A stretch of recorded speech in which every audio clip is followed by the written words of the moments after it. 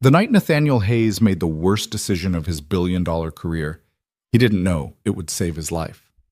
Standing in the freezing rain outside the Peninsula Hotel, the 32-year-old CEO faced a choice that would destroy everything he'd built, or give him everything he'd lost.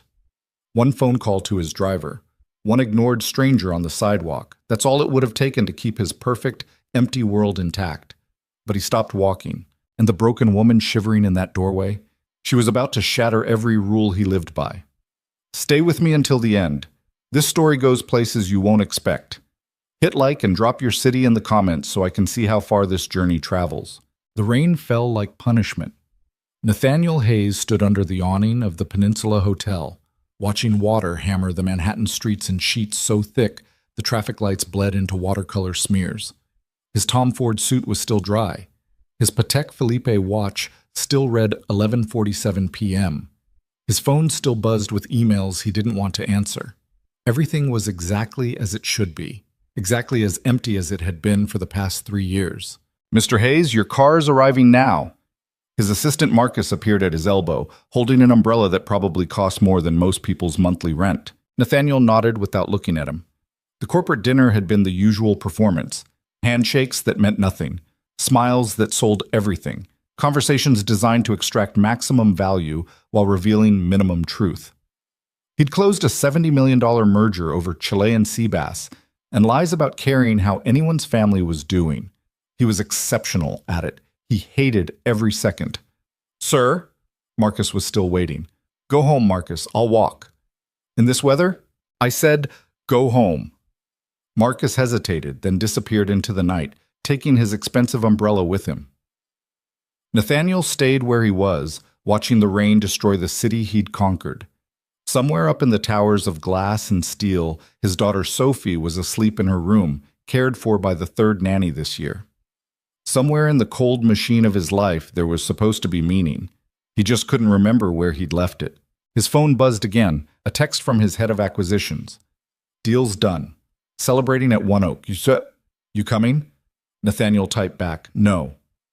Then he stepped into the rain.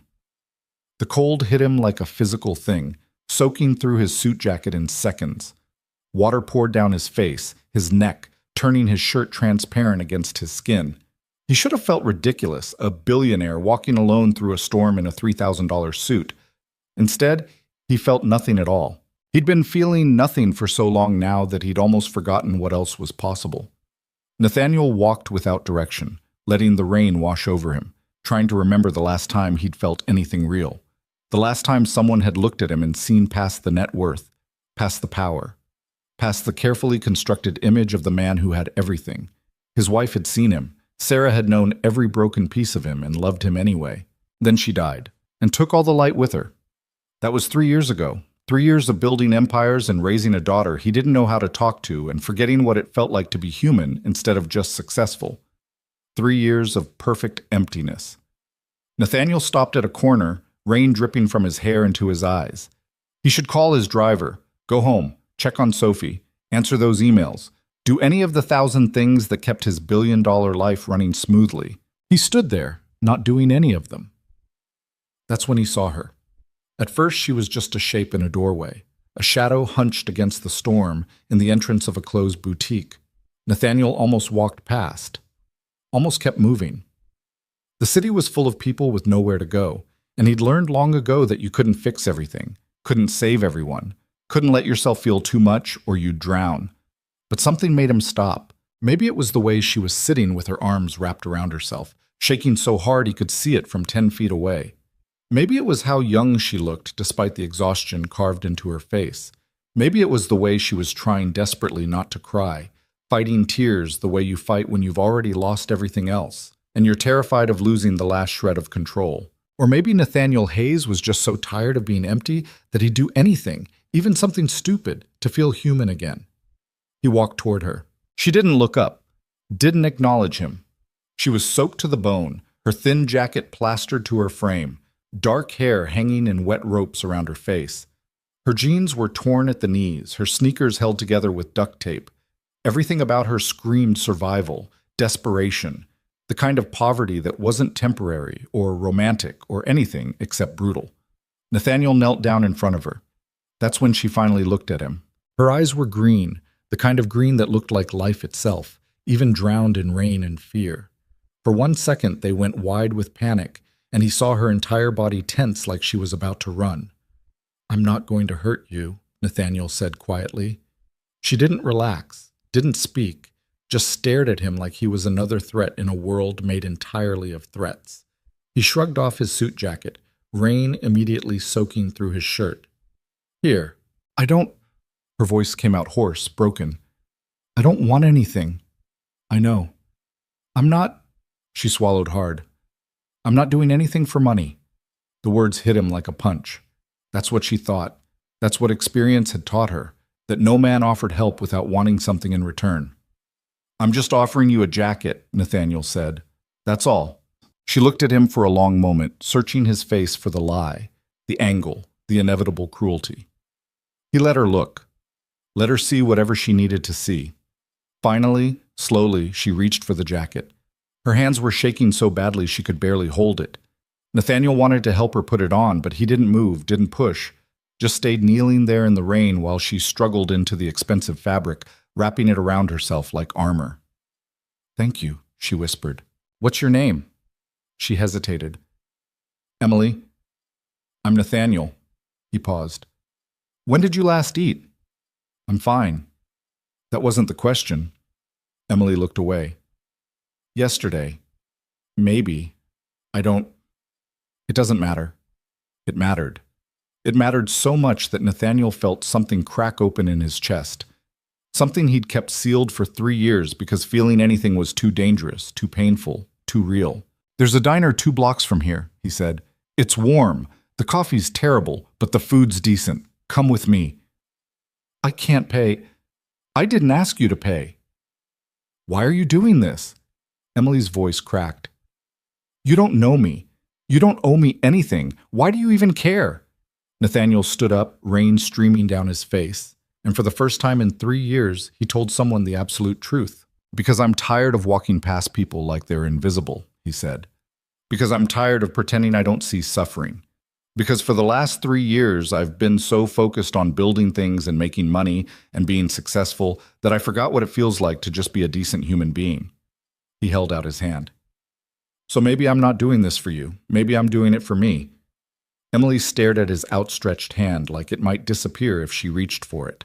Then slowly, she took it. Her hand was freezing. Nathaniel pulled her to her feet, steadying her when she swayed. She was taller than he'd expected, maybe 5'7", but she moved like someone who'd learned to make herself small. "I'm a mess," she said quietly. "I'll ruin your whatever restaurant. It's a diner. No one cares." Nathaniel started walking, keeping his pace slow. "And you're not a mess. You're a person who got caught in the rain." "I've been caught in the rain for 3 months." The words were so quiet he almost missed them. 3 months. She'd been living like this for 3 months. They walked in silence through the storm. Emily kept her arms wrapped around herself, his jacket hanging loose on her thin frame. Nathaniel noticed the way she flinched every time someone passed too close, the way she kept checking behind them like she expected someone to follow. The diner was almost empty when they arrived. Just a tired waitress and 2 truckers nursing coffee at the counter. The fluorescent lights were harsh after the darkness outside, making Emily squint as they slid into a booth. "Order whatever you want," Nathaniel said. Emily picked up the menu with shaking hands. He watched her scan the prices, saw the moment she started calculating what she could ask for without seeming greedy. "Emily." She looked up. "I own a financial company that manages $40 billion in assets," Nathaniel said. "I promise you can order more than a side salad." Her eyes went wide. Wait, you're serious?" "Unfortunately." "Then what are you doing?" She gestured at herself, at the situation. "Why are you here with me?" "I told you, I'm tired of being empty." The waitress appeared before Emily could respond. "What'll it be?" "Coffee," Emily said. "And, maybe eggs and toast, if that's—" "Eggs, toast, hash browns, bacon, and pancakes," Nathaniel interrupted. "And coffee. Lots of coffee." When the waitress left, Emily stared at him. "I can't eat all that." "Then take the rest with you." I don't have anywhere to take it to. The words hung in the air between them. Simple, devastating, true. Where have you been staying? Nathaniel asked quietly. Emily looked down at the table. Wherever I can.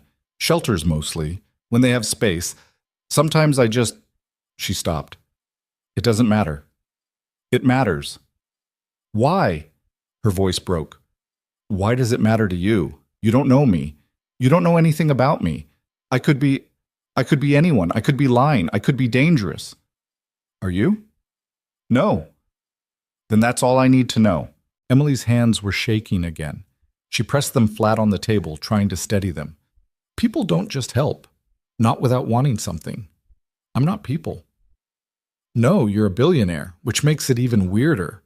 Nathaniel almost smiled. There was fight in her. Underneath the fear and exhaustion, there was still fight. Would it be less weird if I was poor? It would be more believable. The coffee arrived. Emily wrapped both hands around the cup like it was the only warm thing left in the world. She took a sip and closed her eyes, and Nathaniel saw something in her face that looked almost like relief. How long have you been in New York? He asked. 6 months. I came here from... She stopped. Somewhere else. You're running from something. It wasn't a question. Emily's entire body went rigid. I'm not asking for details, Nathaniel said quickly. I'm just stating the obvious. You're scared. You're alone. You're fighting something bigger than just being broke. Emily set down her coffee cup. Her hands were still shaking. His name was Ryan. We were together for 4 years. He was... She swallowed. He was good at making you think everything was your fault. Good at making you feel small. Good at controlling everything until you didn't even remember who you were without him. Nathaniel felt rage ignite in his chest. Cold, controlled, absolute. I left him 8 months ago, Emily continued. Took what I could carry and disappeared. Thought I was smart about it. Thought I covered my tracks. She laughed bitterly. Turns out it's hard to disappear when you're broke. Hard to start over when you're terrified all the time. Hard to trust anyone when the person you trusted most spent 4 years destroying you. Is he looking for you? I don't know. Maybe. Probably. Emily's voice dropped to a whisper. I keep thinking I see him. Every man who looks at me too long. Every footstep behind me at night. Every time my phone buzzes, I think it's him, even though I changed my number, even though he shouldn't be able to find me. The food arrived.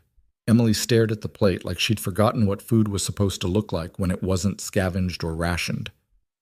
Eat, Nathaniel said gently. She picked up her fork, put it down, picked it up again. Her hands were shaking too hard. I don't understand why you're being kind to me, she said quietly. I don't understand what you want. I don't want anything. Everyone wants something. Maybe I just want to remember what it feels like to do something that matters. Emily looked at him, really looked at him, and Nathaniel saw the moment she decided to trust him.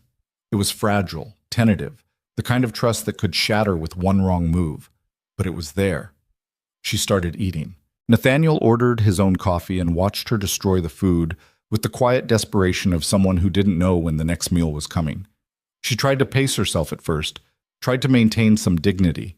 Then hunger won and she just ate, tears streaming down her face. I'm sorry, she whispered.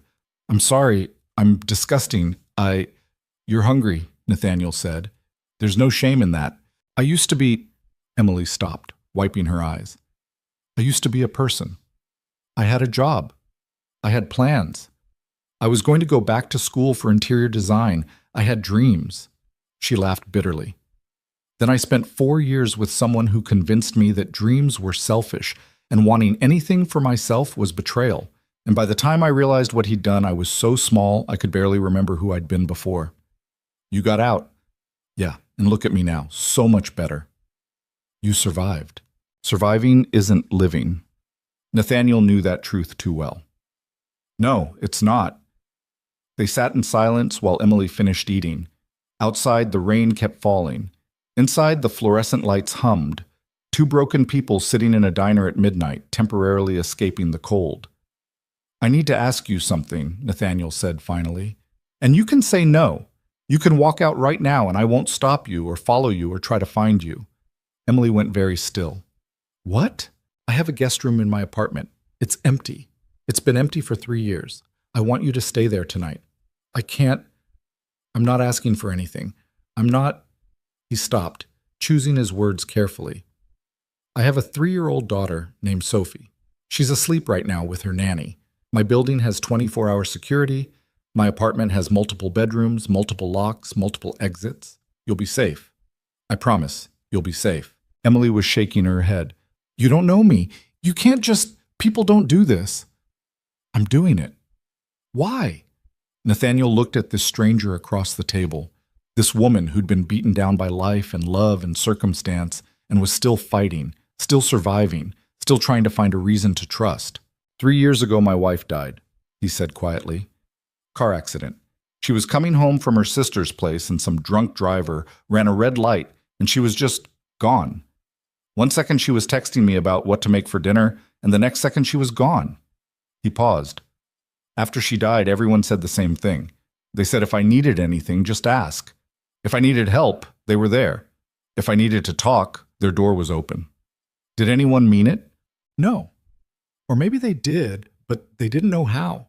They didn't know what I needed because I didn't know what I needed. So I just shut down, built walls, focused on work, became the kind of person who walks past suffering because acknowledging it means acknowledging that I'm suffering too. Emily's eyes were bright with unshed tears. I'm not your wife. I know. This isn't about her. This is about... Nathaniel stopped, started again. When I saw you tonight, I had a choice. Walk past like everyone else, or stop. And I'm so tired of walking past. I'm so tired of being the kind of person who has everything and feels nothing. Helping me won't fix you. I'm not trying to fix me.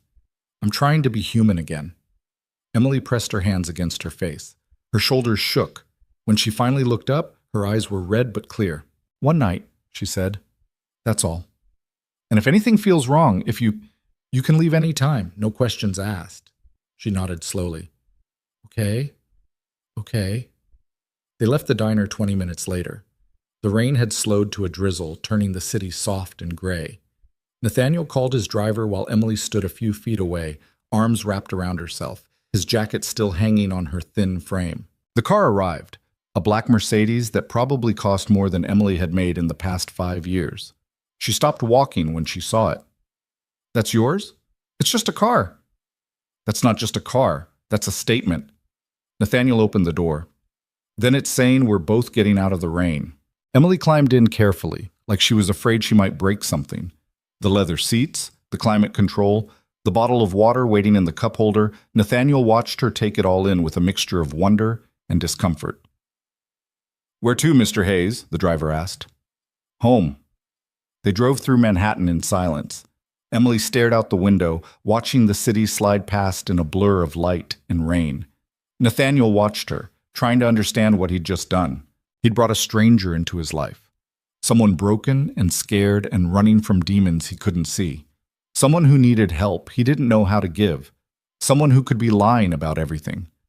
But when he looked at her face reflected in the window, young and old at the same time, exhausted and fighting, empty and full of desperate hope, he knew he'd made the right choice, even if it was the stupidest thing he'd ever done. The car pulled up to his building on the Upper East Side. Emily stared up at the glass tower like it was a spaceship. You live here? Penthouse. Of course you do. She laughed, slightly hysterical. Of course the random billionaire who picked me up off the street lives in a penthouse. This is insane. This whole night is insane. We can still go back to the diner. No. Emily took a shaky breath. No, I'm okay. They rode the elevator in silence. Nathaniel used his key card for the private penthouse access, and Emily's eyes went wider with each floor they climbed. The doors opened directly into his apartment. It was exactly what you'd expect from a billionaire's home. Floor-to-ceiling windows overlooking Central Park, furniture that cost more than cars, art on the walls that belonged in museums. Everything perfectly designed, perfectly expensive, perfectly empty. Emily stood in the entrance like she was afraid to touch anything. Welcome, Nathaniel said quietly. This is... She turned in a slow circle. I've never seen anything like this. It's just space. It's not just space, it's a whole different world. Emily hugged his jacket tighter around herself. I don't belong here. Neither do I most days. She looked at him sharply. You're serious. My wife decorated this place. Chose every piece of furniture, every painting, every dish in the kitchen. After she died, I couldn't change anything, couldn't move anything. It's like living in a museum dedicated to someone who isn't coming back. Nathaniel gestured down the hall. The guest room is this way. He led her through the apartment, past Sophie's room where his daughter was sleeping, past his own bedroom, to a room at the end of the hall that hadn't been opened in months. The guest room was simple by penthouse standards: queen bed, private bathroom, windows overlooking the city. Emily stood in the doorway like she was waiting for the catch. There's towels in the bathroom, Nathaniel said. Clean clothes in the dresser. They're my wife's, from before. I couldn't... He stopped. They might fit. You can take whatever you need. There's food in the kitchen, water, coffee. Everything locks from the inside. Emily's hands were shaking again. I don't know how to thank you. You don't have to thank me. Yes, I do. You saved my life tonight. You know that, right?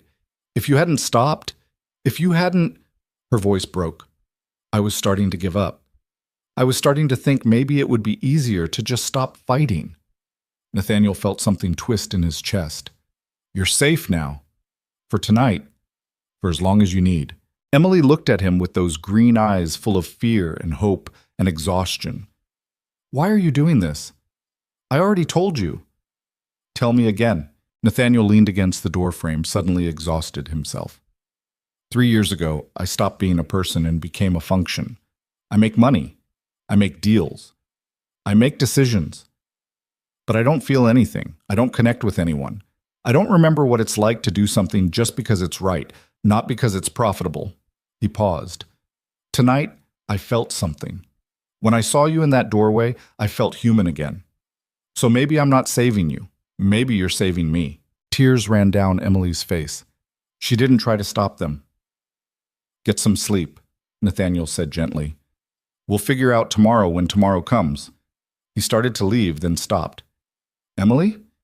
Yeah? You're not alone anymore. He closed the door softly behind him. Nathaniel stood in his hallway for a long moment, listening to the silence of his too big apartment. Somewhere behind him, Emily was probably standing in that guest room trying to process everything that had happened. Somewhere down the hall, Sophie was dreaming whatever 3-year-olds dreamed about. And somewhere in his chest, something that had been frozen for 3 years was starting to thaw. It terrified him. Nathaniel walked to Sophie's room and pushed open the door quietly. His daughter was sprawled across her bed, clutching a stuffed elephant, her dark hair messy against the pillow. She looked exactly like Sarah when she slept. Same peaceful expression, same way of sleeping like gravity didn't exist. I did something stupid tonight, he whispered to his sleeping daughter. I brought a stranger home, someone who needs help, someone who's broken. He sat on the edge of her bed. I don't know if it's the right thing. I don't know if I'm trying to fix my own emptiness by fixing someone else. But for the first time in 3 years, I felt something real. Sophie shifted in her sleep, mumbling something incomprehensible. Your mom would have stopped too, Nathaniel continued. She always stopped, always saw people, always cared too much about strangers. He touched his daughter's hair gently. Maybe that's what I'm trying to do. Be the person she would have wanted me to be. He sat there for another few minutes, then left Sophie to her dreams. Back in his own room, Nathaniel stood at the window overlooking the city. The rain had stopped finally, leaving the streets slick and reflective under the streetlights. Somewhere out there, people were suffering. Somewhere out there, people were fighting battles no one else could see. And for one night, he'd stopped walking past. His phone buzzed. A text from Marcus. Heard you walked home in the rain. You okay? Nathaniel typed back. Yeah, better than I've been in a long time. He showered, changed, lay down in bed. Sleep didn't come. He kept thinking about Emily's face when she finally let herself eat. The way she'd looked at his jacket like it was a lifeline. The fear in her eyes when she talked about Ryan. What had he gotten himself into? Nathaniel stared at the ceiling, knowing he'd crossed a line tonight. Knowing he'd brought chaos into his carefully controlled life. Knowing that nothing would be the same after this. And for the first time in 3 years, he was okay with that. Somewhere down the hall, Emily was probably having the same thoughts. Probably wondering if she'd made a mistake trusting him. Probably terrified that this was temporary, that morning would come and reality would crash back in. He wanted to tell her it would be okay. Wanted to promise that she was safe now, that he'd protect her, that nothing bad would ever happen again. But Nathaniel knew better than to make promises he couldn't keep. All he could do was try. The city lights glowed through his windows. The apartment creaked and settled around him. And Nathaniel Hayes, billionaire, widower, father, stranger to his own life, lay awake wondering if saving someone else might somehow save him too. He didn't have an answer. But for the first time in 3 years, he had hope. Morning came too bright. Emily woke up disoriented, her body jerking upright in a bed that was too soft, in a room that was too quiet, wearing clothes that weren't hers. For 3 panicked seconds, she didn't know where she was. Then the memories crashed back. The rain, the diner, the billionaire who'd stopped walking, the penthouse that looked like something from a movie. She was still here. It hadn't been a dream. The clock on the nightstand read 6:47 a.m. Emily sat on the edge of the bed, feet on carpet so plush it felt criminal, and tried to figure out what happened next. She should leave. Slip out before Nathaniel woke up, before his daughter saw her, before this fragile kindness shattered into something ugly. That's what experience had taught her. Take the help, then disappear before the bill came due.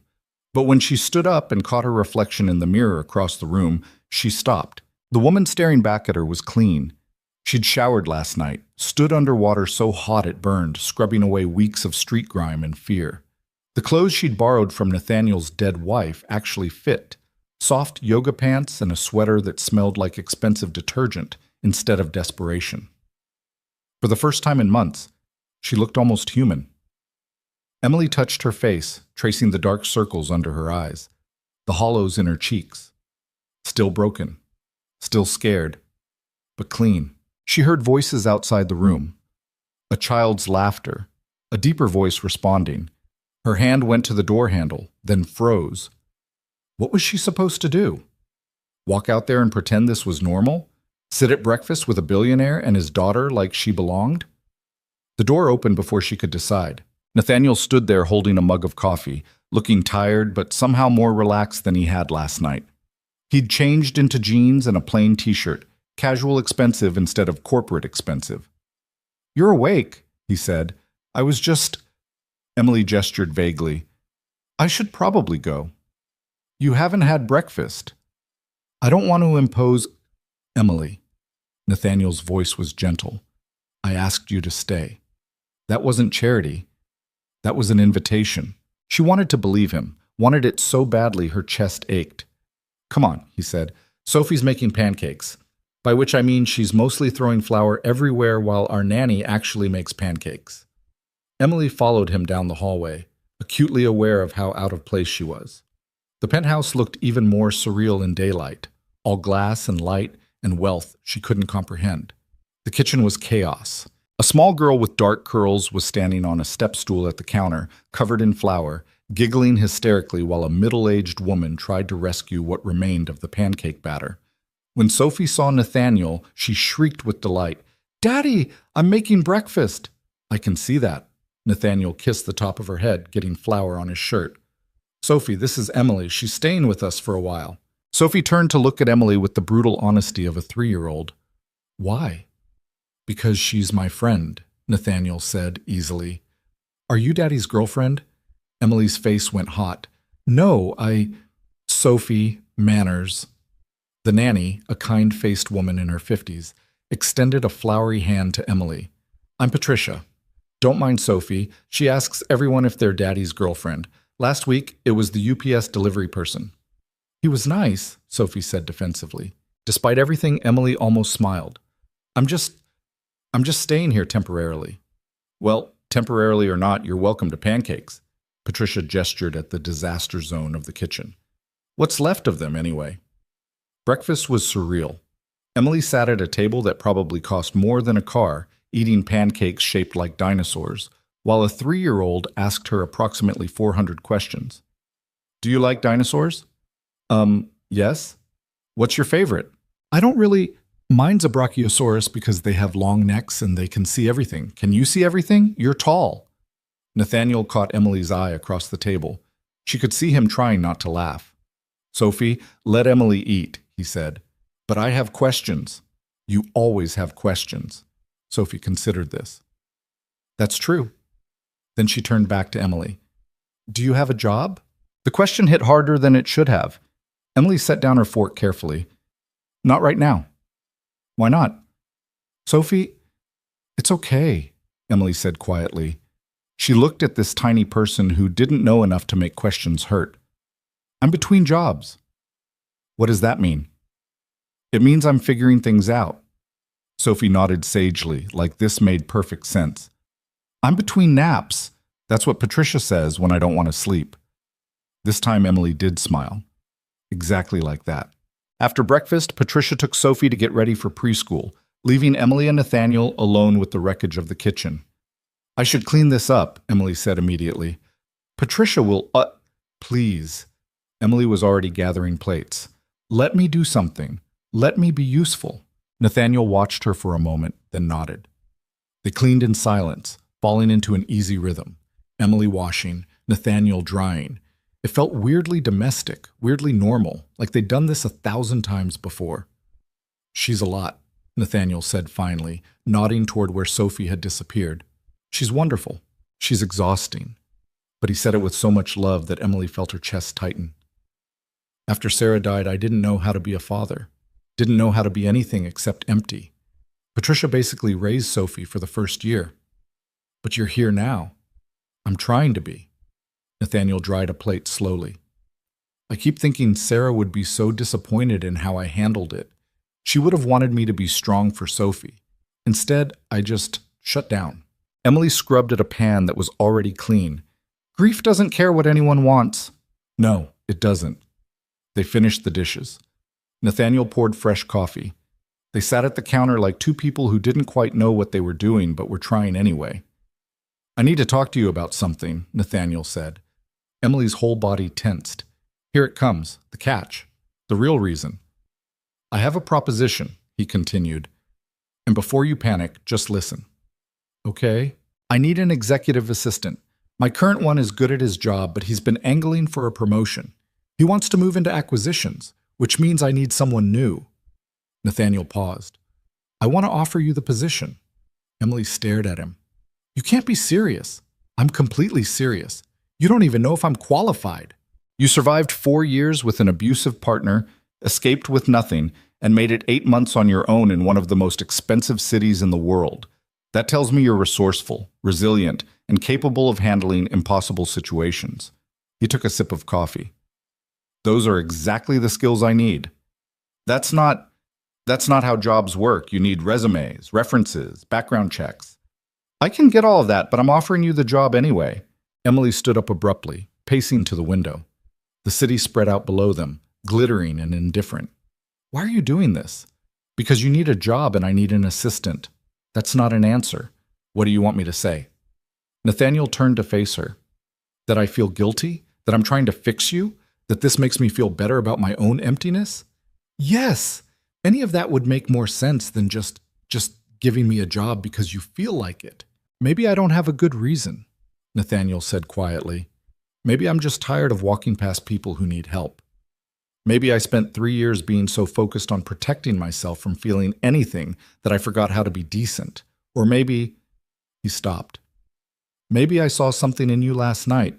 Something that reminded me that people are worth saving, including myself." Emily pressed her forehead against the cool glass. "I don't know how to do this.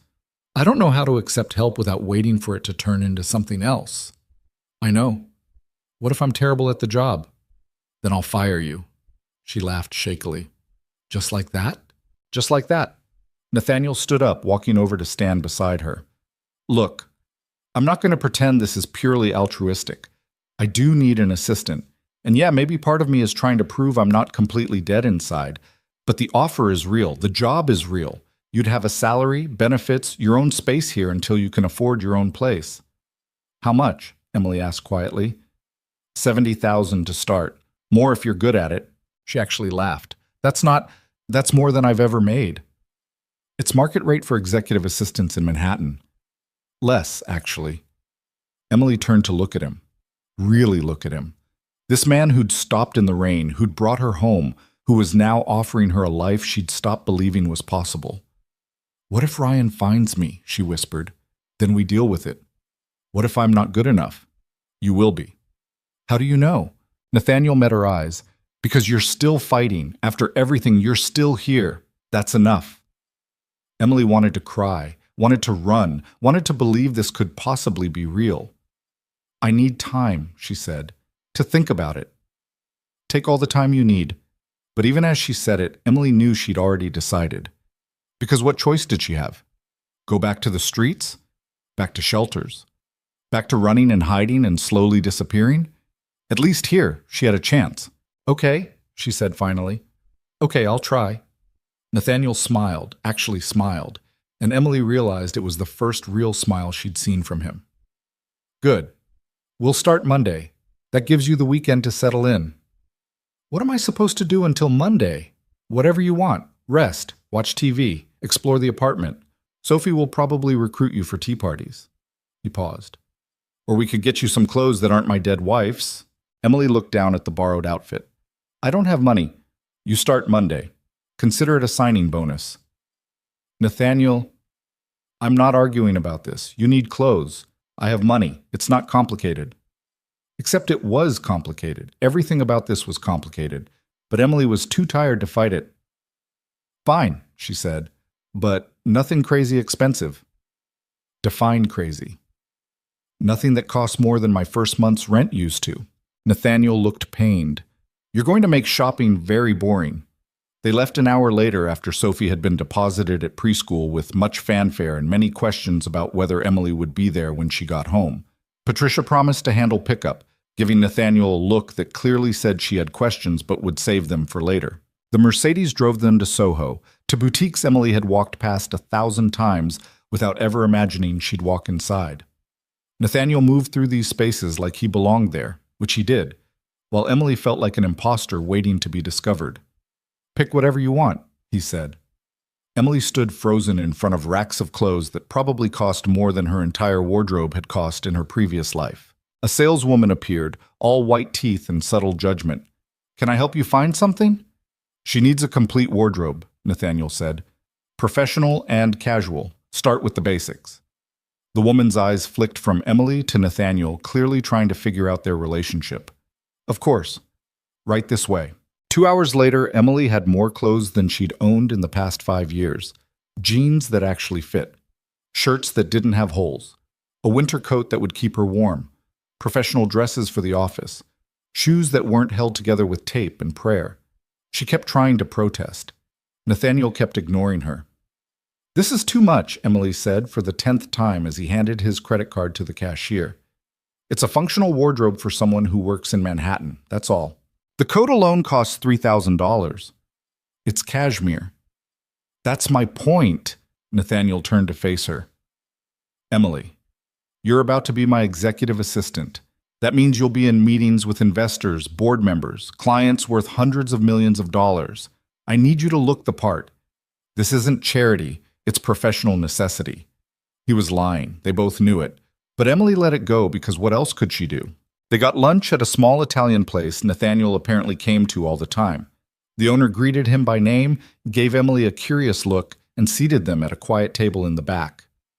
"You come here a lot?" Emily asked. "Sarah loved this place. We used to come every Sunday." Nathaniel studied the menu he probably had memorized. "After she died, I kept coming. Felt like if I stopped, I'd lose another piece of her." "That's not pathetic, that's love. It's been 3 years. At some point, it stops being love and starts being an inability to move forward." Emily took a sip of water.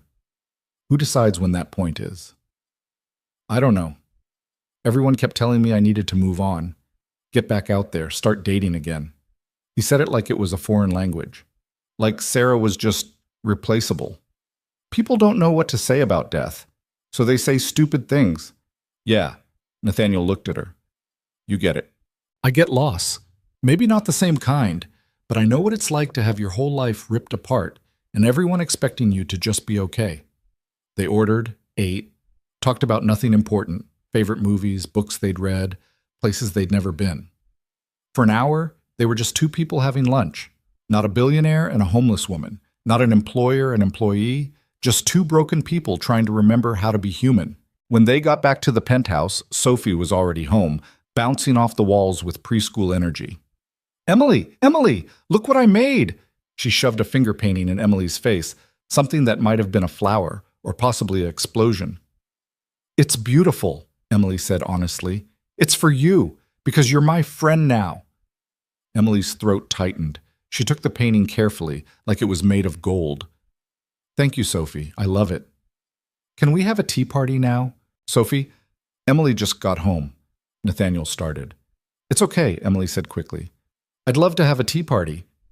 So she spent the afternoon sitting on Sophie's bedroom floor, drinking imaginary tea from plastic cups, listening to a 3-year-old explain the complex social dynamics of her stuffed animal collection. It was ridiculous. It was perfect. Nathaniel appeared in the doorway at some point, watching them with an expression Emily couldn't read. "Daddy, Emily says Mr. Elephant can sit next to Miss Giraffe even though they're from different countries." "That's very progressive of her." Sophie nodded seriously. "Emily's smart." "Yes," Nathaniel said quietly. "She is." Dinner was pizza, Sophie's choice, eaten at the coffee table while they watched a Disney movie Emily had never seen. Sophie fell asleep halfway through, curled against Emily's side like they'd known each other forever. "She doesn't usually warm up to people this fast," Nathaniel said softly. Emily looked down at the sleeping child. "She's special." "She is." He paused. "So are you." Emily didn't know how to respond to that. Didn't know how to process any of this, the kindness, the job, the feeling of being wanted instead of tolerated. Nathaniel carried Sophie to bed. Emily cleaned up the pizza boxes, moving through the kitchen like she belonged there.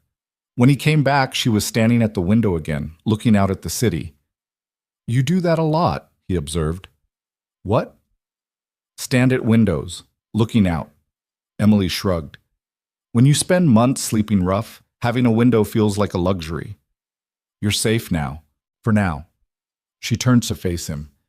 "But this isn't real, Nathaniel. This is temporary. People like me don't get to keep things like this." "Why not?" "Because that's not how life works." "Maybe it could be." Emily shook her head. "You don't understand. You've always had safety, always had power. You don't know what it's like to have everything taken away." "My wife died in a car accident while texting me about dinner," Nathaniel said quietly. "I know exactly what it's like to have everything taken away." She flinched. "I'm sorry. I didn't mean—" "It's fine." He poured himself a drink, scotch, expensive. "You're right. I've had privilege, money, power. But loss doesn't care about your bank account. Pain doesn't check your net worth before it destroys you." They stood in silence, two broken people trying to figure out how to exist in the same space. "I'm scared," Emily admitted finally. "I'm scared this is going to fall apart. I'm scared I'll mess up the job. I'm scared Ryan will find me. I'm scared—" Her voice cracked. "I'm scared to hope." "Yeah." Nathaniel took a sip of his drink. "Me too." "What are you scared of?" "Scared that I'm using you to fix myself. That I'm being selfish. That I'm going to hurt you by pretending I can help when really I'm just as broken as you are." Emily looked at him, really looked at him. This billionaire who had everything and felt empty. This father who loved his daughter but didn't know how to show it. This man who'd stopped in the rain because he was tired of being numb. "Maybe we're both broken," she said, "and maybe that's okay." "Is it?" "I don't know, but I'd rather be broken here than broken on the streets." Nathaniel almost smiled. "That's practical." "I'm a practical person." "Are you?" Emily thought about it. "I used to be, before Ryan. I used to have plans, goals. I was going to go back to school, study interior design, create beautiful spaces for people." She laughed bitterly. "Then I spent 4 years with someone who convinced me that wanting anything for myself was selfish. And by the time I escaped, I'd forgotten how to want things." "What do you want now?" The question hung in the air between them. "I want to feel safe," Emily said quietly. "I want to stop jumping at shadows. I want to sleep through the night without nightmares. I want to be a person again instead of just someone who's surviving." "That's a good start." "What do you want?" Nathaniel looked at his daughter's closed door. I want to be the father Sarah would have wanted me to be. I want to feel something besides empty. I want... He stopped. I want to remember what it was like before I built all these walls. Emily stepped closer. Then maybe we can help each other. Maybe. They stood there in the dim light of the penthouse, two strangers who weren't strangers anymore, trying to figure out what came next. I should sleep, Emily said finally. Big day Monday. Yeah. Nathaniel didn't move. Emily? Yeah? Thank you. For what? For saying yes. For staying. For... He struggled for words. For making this place feel less empty. Emily's eyes burned with tears she wouldn't let fall. Thank you for stopping. She went to bed that night in a room that was starting to feel less like a guest room and more like a sanctuary. She hung up the new clothes, folded them carefully, like if she took care of them they might stay real. Then she lay in bed staring at the ceiling and let herself hope. Just a little. The weekend passed in a strange blur. Emily spent Saturday afternoon with Sophie, teaching her how to make cookies while Patricia supervised and Nathaniel worked in his home office. Sunday, she explored the neighborhood, walking streets she'd slept on just days ago, but seeing them differently now. She had a key to the penthouse in her pocket, money for coffee, a place to return to. It felt like magic. It felt terrifying. Sunday night, Nathaniel knocked on her door. Come in. He opened the door, holding a laptop and a phone. These are for you, for work. The phone's on the company plan, laptop set up with everything you'll need. Emily took them carefully. Thank you. Tomorrow's going to be overwhelming, Nathaniel said. My office is chaos. My calendar is a disaster. My previous assistant left detailed notes, but it's still going to be a lot. I can handle it. I know you can. He paused. Emily, if at any point this becomes too much, the job, living here, any of it, you can tell me. No judgment, no consequences. Okay? I mean it. I know. Nathaniel started to leave, then turned back. One more thing. I talked to my head of security. His name's Marcus. He's going to do a quiet background check on Ryan. See if there's any indication he's in New York, any history we should know about, just as a precaution. Emily's blood went cold. You think he's looking for me? I think you deserve to know if he is. She nodded slowly. Thank you. After he left, Emily sat on the bed holding the phone, staring at the blank screen. A new number, a new life. A chance to be someone other than the woman Ryan had tried to destroy. She opened the contacts. There was only one number saved, Nathaniel Hayes. Work. Emily added it to favorites, then set the phone down and tried not to think about all the ways this could still fall apart. That night, she dreamed about rain, about standing in a doorway, waiting for someone to see her. But in the dream, Nathaniel didn't stop. He walked past, and she disappeared into the storm, and she woke up gasping, checking the room to make sure it was still real. The clock read 3:42 a.m. Emily got up, walked to the window, looked out at the city that had almost killed her and was now giving her a second chance. She pressed her hand against the glass, feeling the cold seep through. I'm still here, she whispered to the darkness. I'm still here. And for the first time in 8 months, she believed it might be enough. Monday morning arrived like a judgment. Emily stood in front of the mirror at 6 a.m., wearing one of the new outfits Nathaniel had bought her, a tailored navy dress that actually fit, heels that didn't hurt, makeup she'd borrowed from Patricia. She looked professional, competent, like someone who belonged in a billionaire's office. She looked like a liar. Her hands were shaking so badly, she had to grip the edge of the sink to steady them. What was she doing? She had no experience as an executive assistant, no college degree, no references that weren't 4 years old and connected to a life she'd left behind. 1 week ago, she'd been sleeping in shelters, and now she was supposed to manage the schedule of a man who controlled $40 billion. This was insane. You look terrified. Emily jumped. Nathaniel stood in the doorway, already dressed in a charcoal suit that probably cost more than her entire new wardrobe. I am terrified, she admitted. Good. That means you care. He handed her a cup of coffee. First day's always the worst. After that, it's just regular awful.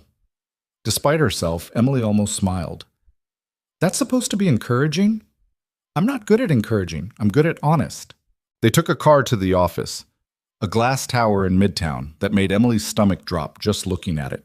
Hayes. Financial occupied the top 15 floors. Nathaniel's office was on the 47th. The elevator ride felt like falling upward. Breathe, Nathaniel said quietly. I am breathing. You're holding your breath.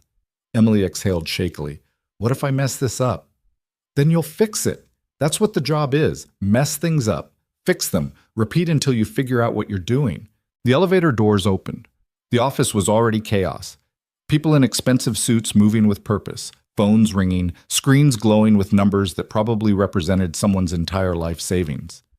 Emily felt every eye turn toward her as she walked beside Nathaniel, felt the weight of their curiosity and judgment.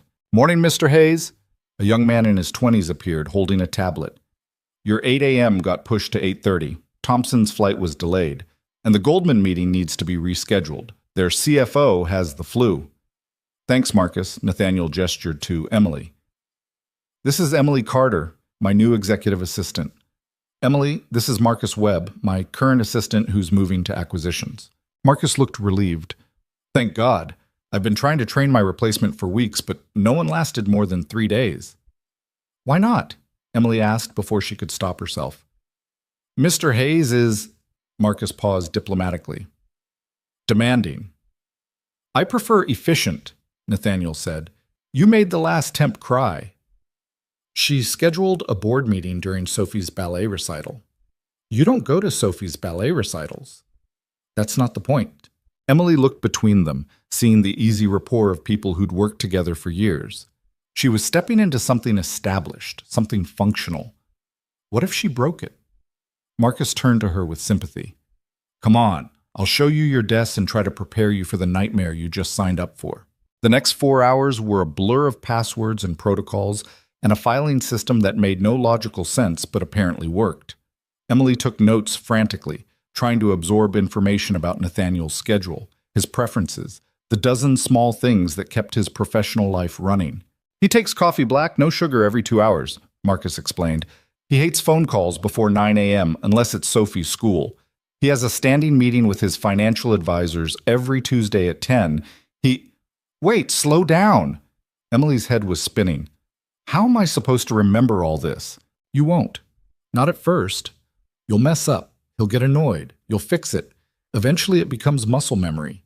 Marcus pulled up a calendar that looked like a Tetris game designed by a sadist. This is his schedule for the week, color-coded by priority. Red is non-negotiable, yellow is flexible, green is optional, but he'll be irritated if you cancel. Emily stared at the screen. There's no white space. Yeah, he doesn't really do downtime. What about lunch? He eats at his desk, usually forgets entirely unless you remind him. Family time? Marcus looked uncomfortable. He tries, but work always... He stopped. Look, Mr. Hayes is brilliant at his job, but he's not great at work-life balance. That's not your problem to fix, though. Your job is just to keep the machine running. But Emily had seen Nathaniel with Sophie, had seen the guilt in his eyes when he talked about being an absent father, had seen how badly he wanted to be better, but didn't know how. What if I want to fix it anyway? She asked quietly. Marcus studied her with new interest. Then you're either very brave or very stupid.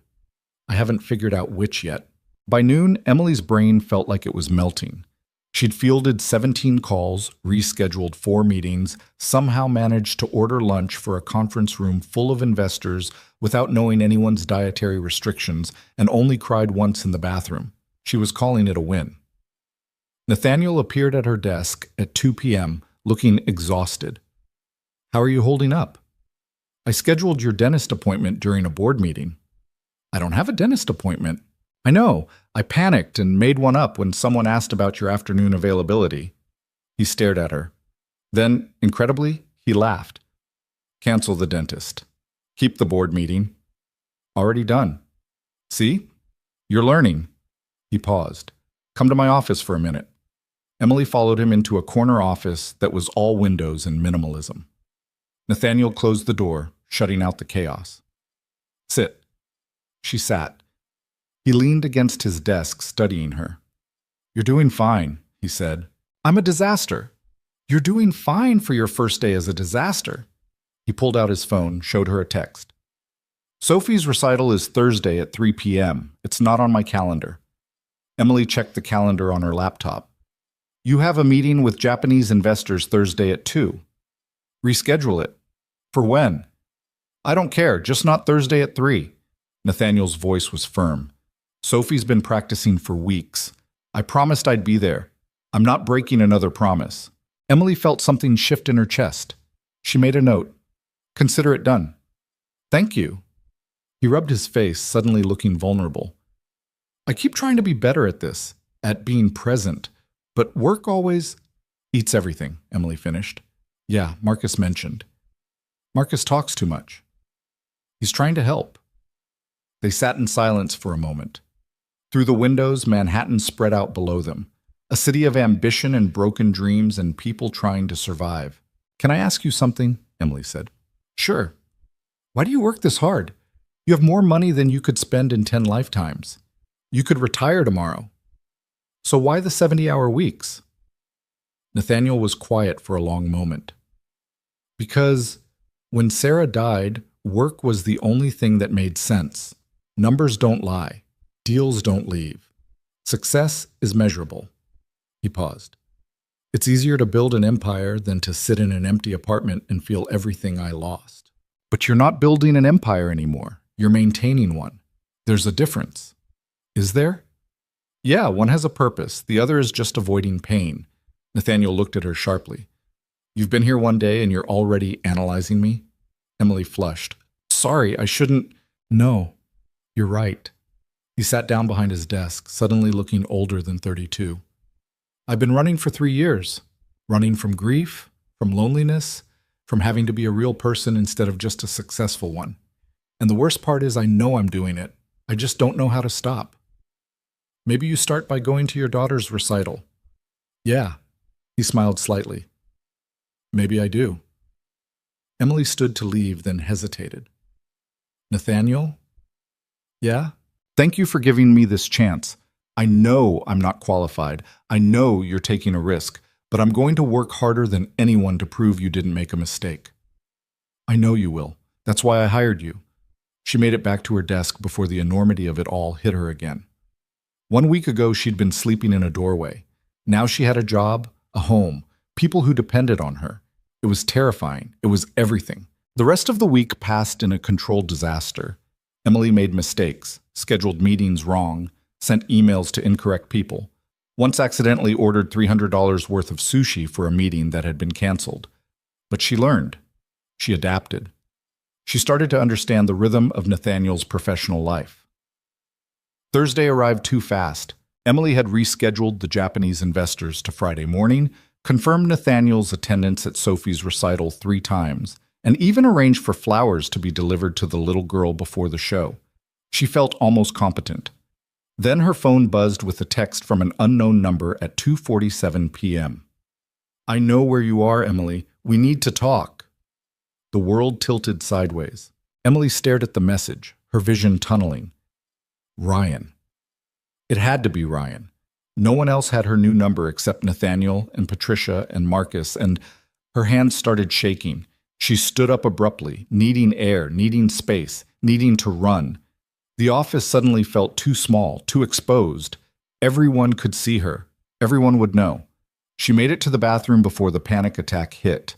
Emily locked herself in a stall, sliding down the wall, trying to breathe through the crushing weight in her chest. He found her.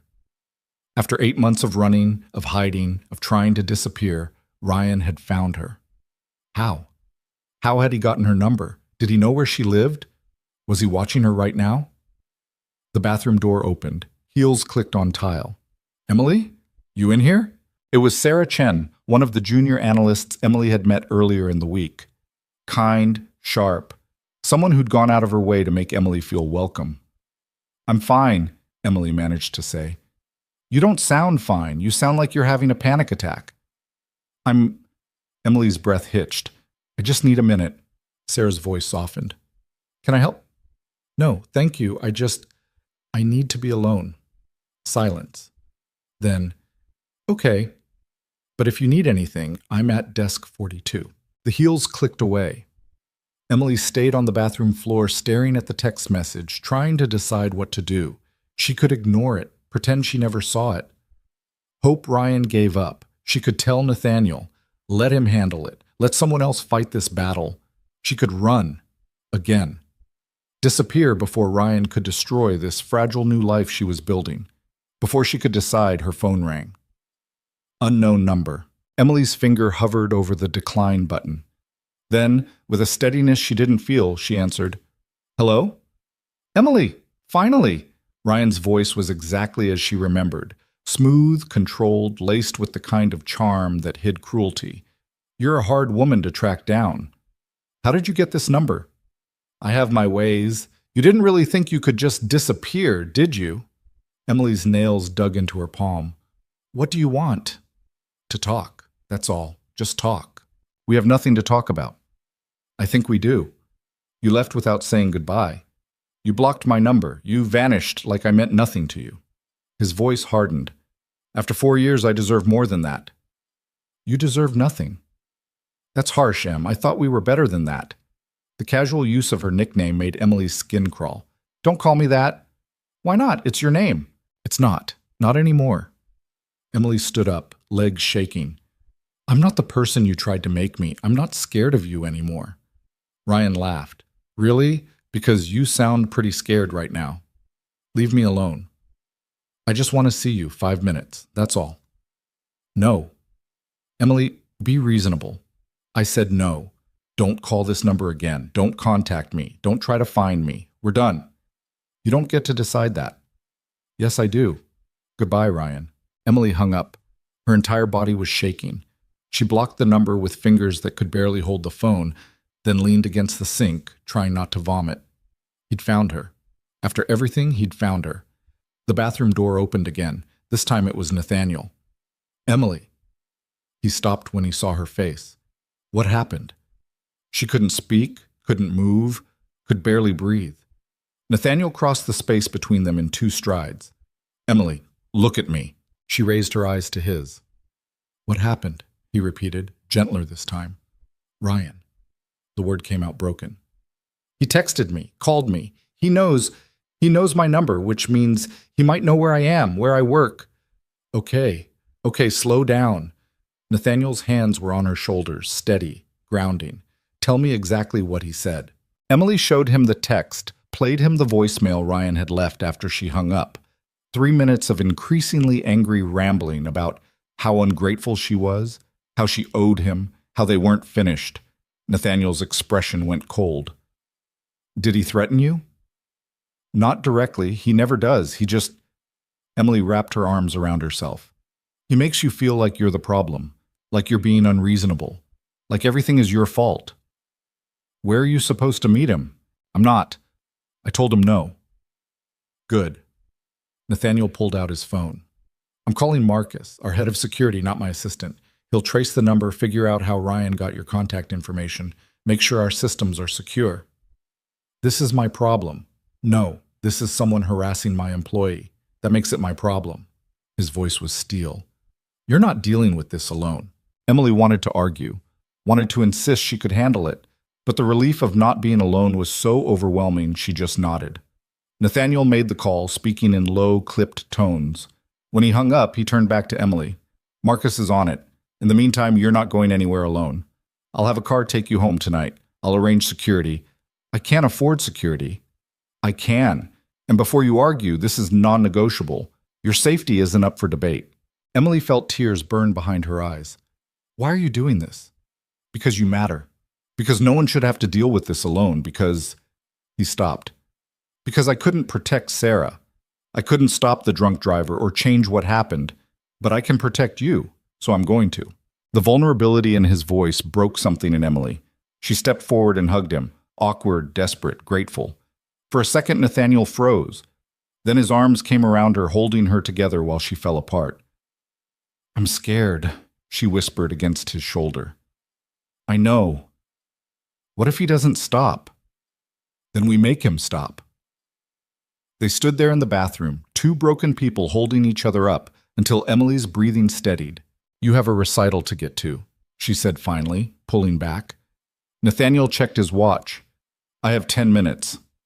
Then go. Sophie needs you there. Are you? I'm fine. Or I will be. Emily straightened her dress, wiped her eyes. Go be a dad. I'll handle things here. He studied her for a long moment. You're stronger than you think. I don't feel strong. Strength isn't about feeling strong. It's about showing up anyway. He headed for the door, then turned back. Emily? After the recital, we're talking about this. All of it. No arguments. Okay. After he left, Emily looked at herself in the mirror. Red eyes, smudged makeup, the face of someone barely holding it together. But she was holding it together. That was something. She went back to her desk, finished the last few tasks of the day, and tried not to think about Ryan's voice on the phone. Tried not to imagine him standing in the lobby downstairs, waiting. At 5 p.m., Marcus, security Marcus, not assistant Marcus, appeared at her desk. Miss Carter? Emily, please. Emily, I'm here to escort you home. We've traced the number your ex used. It's a burner phone purchased yesterday in Newark. No way to track his exact location, but we're monitoring for any activity. So he could be anywhere. Potentially, which is why you're getting a security detail starting tonight. Emily wanted to protest, wanted to say it was too much, too expensive, too dramatic, but fear won out over pride. Thank you, she said quietly. The ride home was silent. Marcus, a former Marine who looked like he could break someone in half, sat in the front while Emily tried not to jump at every car that pulled too close. When they arrived at the penthouse, Patricia was waiting with Sophie. Emily, look! Sophie ran over, still wearing her tutu from the recital. Daddy came. He actually came and he brought flowers and took pictures and everything. Despite everything, Emily smiled. That's wonderful, sweetheart. He said you made it happen, that you're magic. Not magic, just organized. Nathaniel appeared from his office, having changed out of his suit into jeans and a sweater. He looked lighter somehow, like going to his daughter's recital had lifted a weight. We need to talk, he said to Emily. Patricia took Sophie for her bath.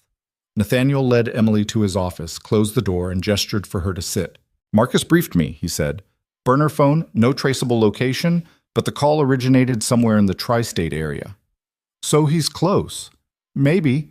Or maybe he's trying to scare you from a distance. Nathaniel leaned forward. Either way, here's what we're doing. Security detail whenever you leave the building. New phone number. Keep this one, but don't answer unknown calls. And I want you to document everything. Every text, every call, every time you think you see him. We're building a case. A case for what? A restraining order. Maybe criminal harassment charges, depending on what he does next. Nathaniel's expression was hard.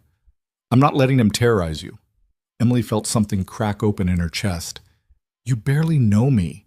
I know enough. But why? Why do you care so much? Nathaniel was quiet for a long moment.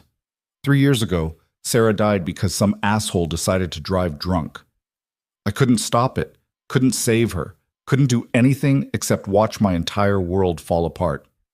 He met Emily's eyes. I can't save Sarah, but I can help you. And maybe that's selfish. Maybe I'm trying to fix my own guilt by protecting you, but I don't care. You're not going through this alone.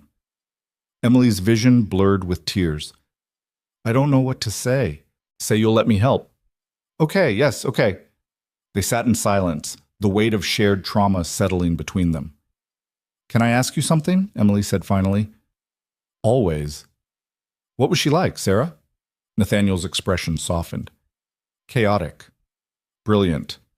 The kind of person who felt everything deeply and didn't apologize for it. She'd cry at commercials and rage at injustice and love people with this fierce protective intensity. He smiled slightly. She would have liked you. How do you know? Because you're a fighter. Sarah loved fighters. He paused. She grew up poor. Single mom, 3 jobs, barely making rent. She understood what it meant to survive.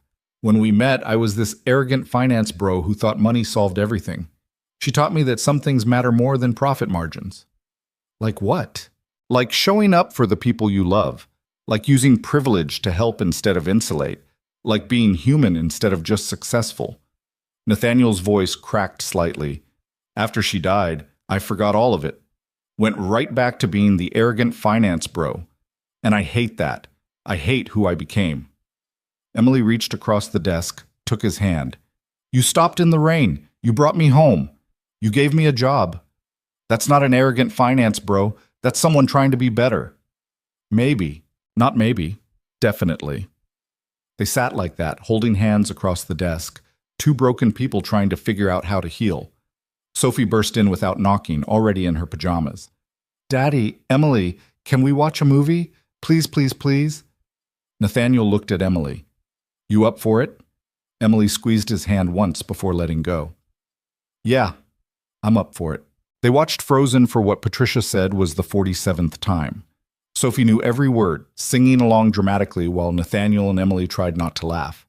Halfway through, the little girl climbed into Emily's lap like it was the most natural thing in the world. You're cozy, Sophie announced. Thanks? Daddy's cozy too, but you're softer. Nathaniel looked mock offended. I'm plenty soft. You're pointy. I'm not pointy. Your elbows are pointy. Emily couldn't help it. She laughed. For the first time since Ryan's text, she actually laughed. After the movie, after Sophie was in bed, after Patricia had gone home, Nathaniel and Emily sat in the living room with the lights low and the city glowing outside. Thank you, Emily said quietly. For today. For the security. For just being there. You don't have to thank me. Yes, I do. They sat in comfortable silence for a while. Then Emily's new phone buzzed. She flinched, reaching for it automatically. It was just Marcus with a security update. Nothing urgent, but Nathaniel had seen her reaction. It's going to take time, to not jump at every notification, to feel safe again. Yeah, that's okay. Take all the time you need. Emily looked at this man who'd become so important so quickly. This billionaire who was learning to be human again. This father trying to show up for his daughter. This broken person trying to help her heal. What are we doing? She asked softly. What do you mean? This. Us. This whole... Emily gestured vaguely. I'm your employee. I live in your home. You're protecting me from my ex. Nothing about this is normal. Normal's overrated. I'm serious. Nathaniel turned to face her. I don't know what we're doing. I just know that since you walked into my life, I've felt more alive than I have in 3 years. I don't know if that's healthy or unhealthy or completely inappropriate given that you work for me. I just know it's true. Emily's heart was pounding. That scares me. Me too. What if this goes wrong? What if I mess up the job or Ryan escalates or... Then we deal with it, together. You keep saying that, together, but you don't owe me that. You don't owe me anything. Maybe not. Nathaniel's voice was soft. But I want to. Doesn't that count for something? Before Emily could answer, her phone rang. Unknown number. They both froze.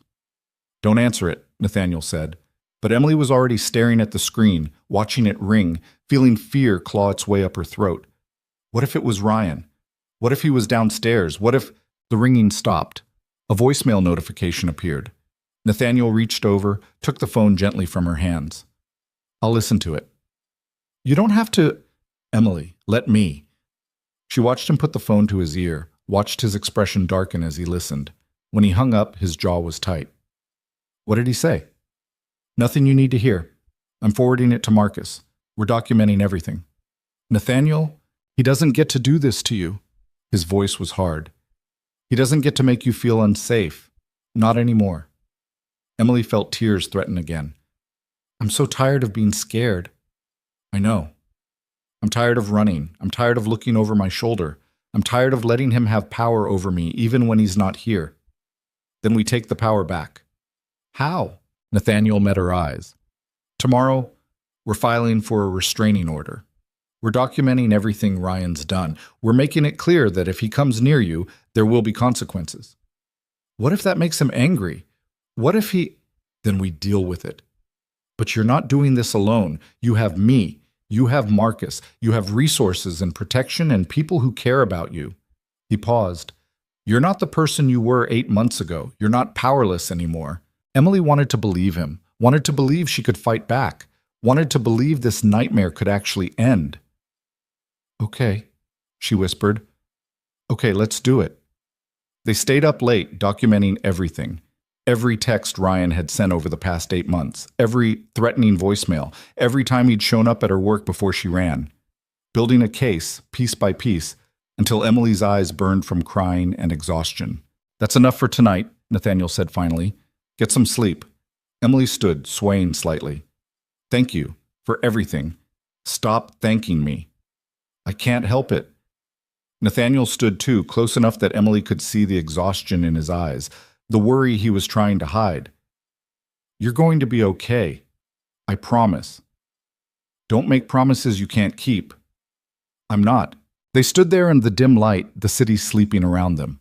Two people who'd found each other in a storm and were trying to figure out what came next.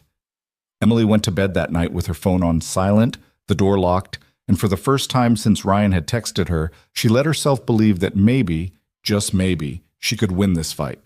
Because she wasn't alone anymore. And that changed everything. The restraining order was filed on a Tuesday morning that felt like stepping into a war zone. Emily sat in a sterile conference room at a law firm that occupied 3 floors of a building she'd once walked past without ever imagining she'd be inside.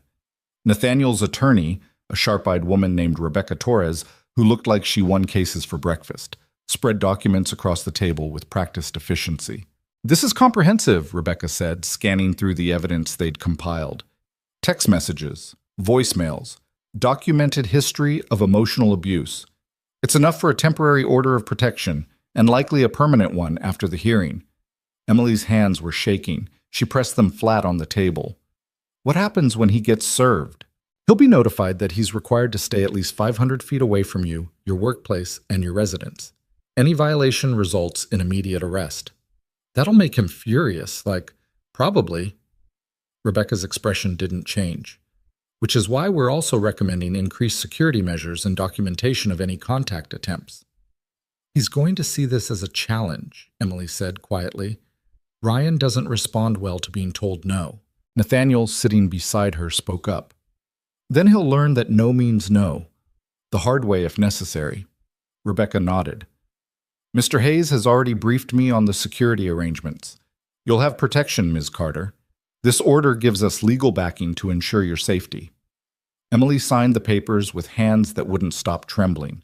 Each signature felt like both a victory and a target painted on her back. They left the law office an hour later. Emily walked out into the bright October afternoon feeling simultaneously empowered and terrified. "You did the right thing," Nathaniel said as they got into the car. "Then why do I feel like I just made everything worse?" "Because standing up to an abuser is terrifying, but letting him control your life is worse." Emily leaned her head against the window, watching the city slide past. What if the restraining order just pisses him off? What if he decides that if he can't have me, nobody can? Nathaniel's jaw tightened. Then he goes to jail. That doesn't help me if I'm already... She stopped, unable to finish the sentence. "Emily, look at me." She turned to face him. "I'm not letting anything happen to you," Nathaniel said. "I know that sounds arrogant. I know I can't control everything, but I have resources, I have people, and I will use every single advantage I have to keep you safe. This isn't your responsibility. Stop saying that. You're not a responsibility. You're..." He paused, seeming to struggle with words. "You matter. To Sophie, to me. That makes it my responsibility." Emily felt something warm and dangerous bloom in her chest. Something that felt like hope, mixed with fear, mixed with feelings she absolutely could not afford to have for her billionaire boss. They drove back to the office in silence. The rest of the week passed in a strange limbo. Emily threw herself into work, managing Nathaniel's impossible schedule, coordinating meetings, learning the intricate dance of corporate finance. She was getting better at it. The calendar no longer looked like chaos. The phone calls no longer made her panic, but underneath the surface, she was waiting. Waiting for Ryan to be served, waiting for his reaction, waiting for the other shoe to drop. It dropped on Friday afternoon. Emily was at her desk, confirming a dinner meeting for Nathaniel with a group of investors from Singapore, when Marcus appeared. "Ms. Carter, we have a situation." Her blood went cold. "What kind of situation?" "Ryan Mercer was served with the restraining order 2 hours ago at his apartment in Newark. He immediately tried calling your old number 17 times. When that didn't work, he showed up at your previous employer's office looking for you." Emily's vision tunneled. Did he? Security turned him away, but he's escalating. We need to assume he knows you're in Manhattan and will attempt to locate you. Nathaniel appeared from his office, already pulling on his jacket. Emily, you're going home. Now. I have 3 more hours of, I don't care. You're going home with Marcus, you're staying inside, and you're not opening the door for anyone except people you know. Nathaniel, you can't just... Yes, I can. This isn't negotiable. His voice was steel-wrapped in concern. Please, just do this. Emily wanted to argue, wanted to insist she could handle it, but the fear crawling up her spine was stronger than her pride. She went home. The penthouse felt like a cage. Emily paced from window to window, watching the street below, jumping every time a car slowed down. Marcus stationed himself in the lobby. Another security guard, a stoic man named Torres, stood outside the apartment door. Sophie came home from preschool, full of energy and questions. Why is there a man outside our door? He's helping keep us safe, Emily said, trying to sound calm. From what? Emily struggled. How did you explain domestic abuse to a 3-year-old? From bad people. Sophie processed this with the seriousness of a tiny philosopher. Are there bad people? Sometimes, but the good people protect us from them. Are you a good people? Emily's throat tightened. I'm trying to be. Sophie hugged her legs fiercely. You're my favorite good people. When Nathaniel got home at 7, earlier than he'd been home in months, he found Emily and Sophie building a blanket fort in the living room. Sophie was directing the construction with the authority of a tiny general, while Emily tried to make physics cooperate with imagination. This is structural engineering at its finest, Nathaniel observed. Daddy, come help! We need more chairs! He shed his jacket and tie, joined them on the floor, and for an hour they built and rebuilt the fort until it was a masterpiece of pillows and determination. Sophie declared it the palace of no boys allowed, then immediately made an exception for her father. After Sophie was in bed, after Patricia had left for the night with worried glances at Emily, Nathaniel poured 2 glasses of wine and joined Emily on the couch. Any updates? She asked. Ryan's been quiet since the incident at your old work. No attempts to contact you. No sightings near the building. Marcus thinks he's regrouping. Or planning. Maybe. Nathaniel took a sip of wine. How are you holding up? I'm terrified. I'm angry. I'm exhausted. Emily laughed bitterly. But I'm also working for a billionaire, living in a penthouse, and playing with a 3-year-old who thinks I hung the moon. So I'm confused about how to feel. You can be terrified and grateful at the same time. Can you? I think so. I'm terrified something will happen to you, but I'm grateful you're here where I can... He stopped. Where you're safe. Emily looked at him. Really looked at him. This man who'd stopped in the rain 3 weeks ago. The stranger who'd become the most important person in her life without either of them planning it. This is getting complicated, she said softly. What is? Us. This. Whatever this is. Nathaniel set down his wine glass. Yeah, it is. You're my boss. I know. I live in your home. I know. There are about 17 different power dynamics that make anything between us completely inappropriate. I know that too. They sat in silence, the truth hanging between them like something alive and dangerous. But, Emily continued, her voice barely a whisper, when I'm with you, I feel safer than I've felt in years. And when you look at me, I don't feel broken. I feel seen, Nathaniel finished. I know, I feel it too. We can't, I know. It would be unprofessional and, Emily. Nathaniel turned to face her fully. I'm not asking for anything. I'm just acknowledging that something exists here. Something that probably shouldn't exist, but does anyway. What do we do about it? Nothing. For now. You're dealing with Ryan. You're building a new life. You don't need the complication of... He gestured vaguely between them. This. Emily felt relief and disappointment war in her chest. You're right. But, Nathaniel added quietly, when the dust settles. When you're safe and stable and not dependent on me for everything. Maybe then we figure out what this is. Maybe then I'll realize it was just gratitude. Maybe. Or maybe you'll realize it's something else. They didn't touch. Didn't cross any lines. Just sat there acknowledging something neither of them could afford to pursue. The weekend passed quietly. Too quietly. Emily felt like she was waiting for a bomb to detonate. It detonated on Monday morning. Emily arrived at the office at 8:30, coffee in hand, ready to tackle Nathaniel's schedule for the week. The elevator doors opened to chaos. People were clustered in groups, whispering. Phone screens glowed with whatever had captured everyone's attention. Sarah Chen caught Emily's eye and quickly looked away. Emily's stomach dropped. She made it to her desk and opened her email. The top message was from Marcus with the subject line, "Urgent, do not respond." She clicked it. The email contained links to 3 gossip websites. Emily's hand shook as she opened the first one. The headline screamed, "Billionaire Nathaniel Hayes' new mystery woman, from homeless to penthouse in 3 weeks." There were photos. Emily leaving the building with security, Emily and Nathaniel getting lunch, Emily and Sophie in the park over the weekend, captured from a distance by a telephoto lens. The article was brutal. Sources close to Hayes Financial confirmed that Nathaniel Hayes, 32, recently hired a homeless woman as his executive assistant and moved her into his Upper East Side penthouse. Emily Carter, 30, has no college degree, no relevant experience, and was reportedly living in homeless shelters before Hayes took an interest in her. Speculation is running rampant about the true nature of their relationship, with many questioning whether Hayes is exploiting a vulnerable woman or if Carter is taking advantage of a lonely widower. Board members at Hayes Financial have expressed concern about the optics, with one anonymous source stating, "This looks like a midlife crisis, not a business decision." Emily couldn't breathe. The room was spinning. There were more articles, more photos, more speculation about whether she was sleeping with Nathaniel, whether she was after his money, whether this was all some elaborate scam. Her phone started buzzing. Unknown numbers. Journalists, probably. Nathaniel appeared at her desk, his face a mask of controlled fury. "My office. Now."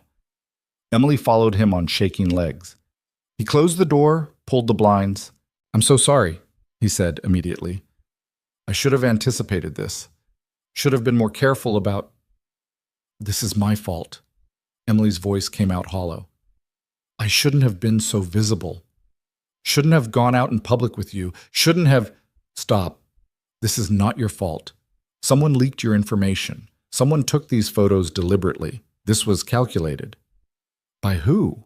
"I have suspicions." Nathaniel's jaw was tight. "Some board members have been pushing back against my recent decisions. They think I'm being reckless. This gives them ammunition." Emily sank into a chair. "I'm ruining your reputation." "I don't care about my reputation." "You should. You have a company, investors, a daughter who's going to grow up and read this garbage. None of that matters more than your well-being. It has to matter." Emily's voice cracked. You can't sacrifice everything for me. I'm nobody. I'm just some woman you picked up off the street who's causing you nothing but problems." Nathaniel crossed the room, knelt in front of her chair. "Look at me." She did. "You are not nobody," he said fiercely. "You are not just some woman. You're someone who survived hell and came out fighting. You are someone my daughter adores. You are someone who makes me remember what it feels like to be human." He paused. "And you are someone I care about more than I care about what some gossip website says. The board can deal with it. I own controlling shares. They can complain all they want, but they can't actually do anything." "What about Sophie? What about when she's older and kids at school find these articles?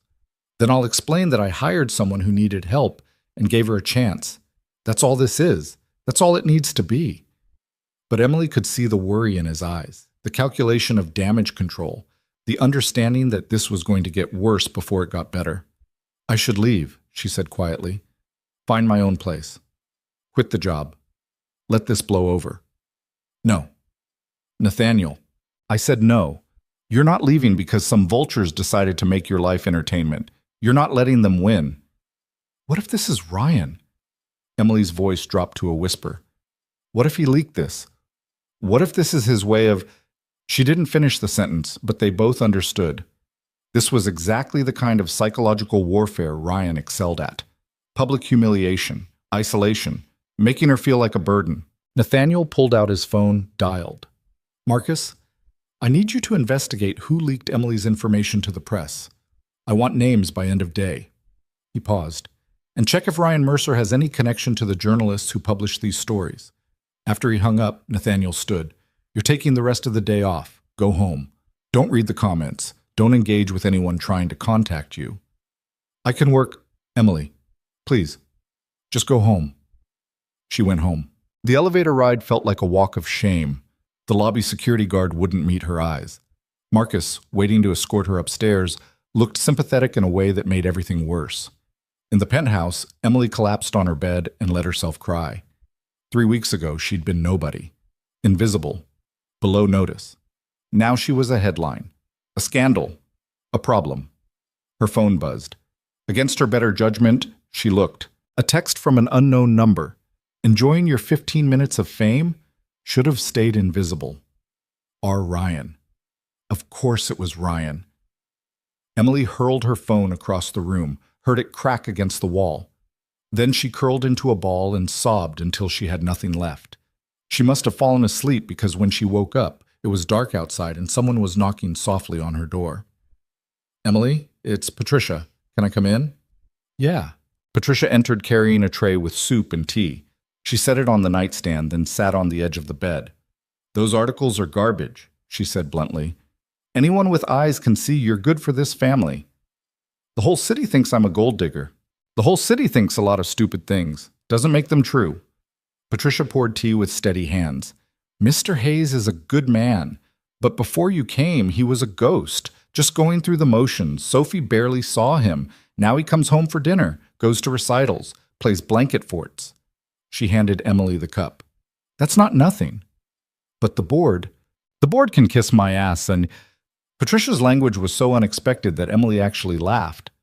Sorry, but it's true. They're rich men afraid of anything that reminds them money doesn't solve everything.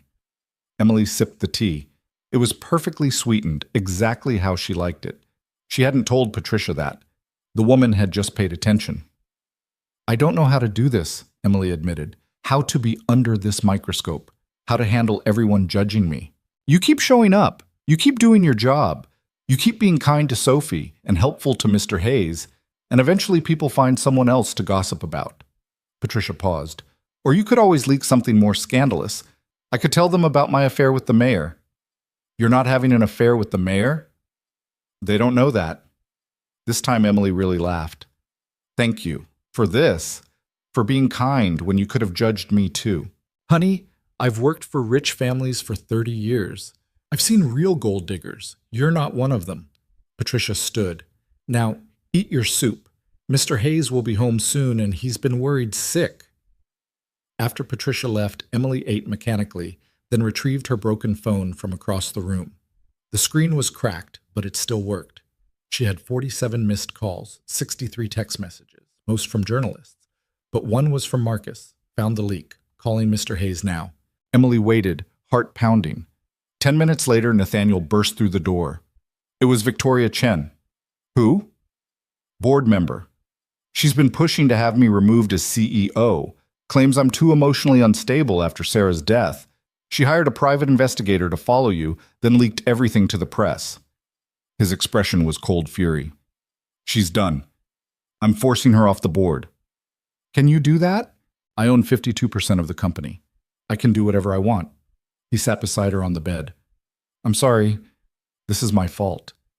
I should have protected you better. You can't protect me from everything. I can try. They sat in silence. Then Emily asked the question she'd been avoiding. What about the Ryan connection? Marcus is still investigating, but the timing is suspicious. Victoria Chen started her investigation 3 days after you moved in. Ryan started contacting you 2 days after that. Could be coincidence. Or they could be working together. Maybe.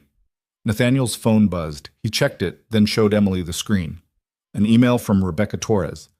Temporary restraining order granted. Permanent hearing scheduled in 2 weeks. Mercer has been notified. At least there's that, Emily said. But she couldn't shake the feeling that something worse was coming. The feeling proved correct the next morning.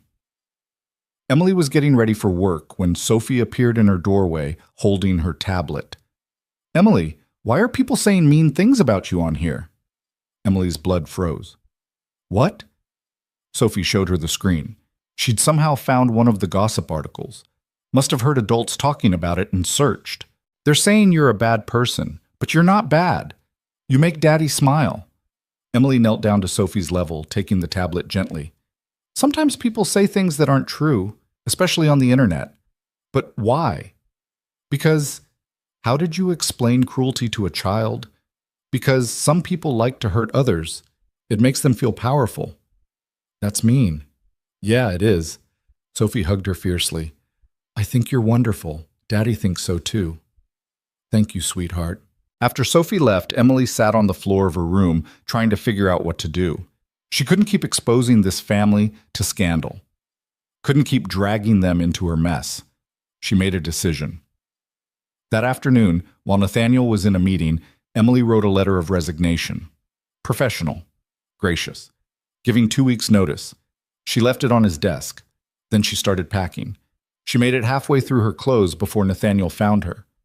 What are you doing? Emily didn't turn around. What does it look like? It looks like you're running. I'm protecting you. I don't need protection. I need you to stay. Nathaniel, Emily finally faced him. I'm destroying your reputation. I'm exposing Sophie to scrutiny. I'm causing board problems. Everything would be easier if I just left. Easier for who? For everyone. Not for me. Nathaniel crossed the room. Not for Sophie. Not for you, honestly, because where are you going to go? I'll figure it out. With what money? You've been here 3 weeks. You haven't gotten a paycheck yet. Then I'll go back to shelters. Like hell you will. His voice was sharp. You are not going back to that life because some gossip columnist decided to make you their target. This isn't just about the articles, Emily's voice broke. Ryan texted me again, said this was just the beginning, said he has more planned. As long as I'm near you, near Sophie, I'm putting you both in danger. Nathaniel went very still. Show me. She pulled out her phone, new one, Marcus had given her a replacement, and showed him the messages. 3 texts, each more threatening than the last. Enjoying the attention? This is just Act 1. Wait until they find out the rest. You can run to your billionaire all you want. Won't matter when he realizes what you really are. What does that mean? Nathaniel asked. What rest? I don't know. But Ryan always has a plan. Always finds a way to make you feel small, even when you think you've escaped. Emily's hands were shaking. I can't let him destroy your life too. He won't. You can't promise that. Then I'll do everything in my power to make sure it's true. Nathaniel took her hands. Emily, listen to me. Running doesn't solve this. It just lets Ryan win. It lets Victoria Chen and every other vulture who wants to tear you down win. But if you stay, we fight. Together. We get the permanent restraining order. We deal with the board. We weather the gossip until something else becomes the story. He paused. And you keep being the person who makes Sophie laugh, and my life less empty, and this penthouse feel like a home instead of a museum. Tears streamed down Emily's face. I'm scared. I know. I'm scared too. But I'm not letting you face this alone. There was a small voice from the doorway. Emily's leaving? They both turned. Sophie stood there, clutching her stuffed elephant, looking devastated. No, Nathaniel said firmly, looking at Emily. Emily's not leaving, right? Emily looked at this little girl who'd given her finger paintings and declared her a good people. Looked at this man who'd stopped in the rain when no one else would. Looked at this life that terrified her and gave her hope in equal measure. Right, she whispered. I'm not leaving. Sophie ran to her, wrapping small arms around her waist. Good, because I love you. The words hit Emily like a physical blow. She looked at Nathaniel over Sophie's head, saw something in his expression that mirrored what she was feeling.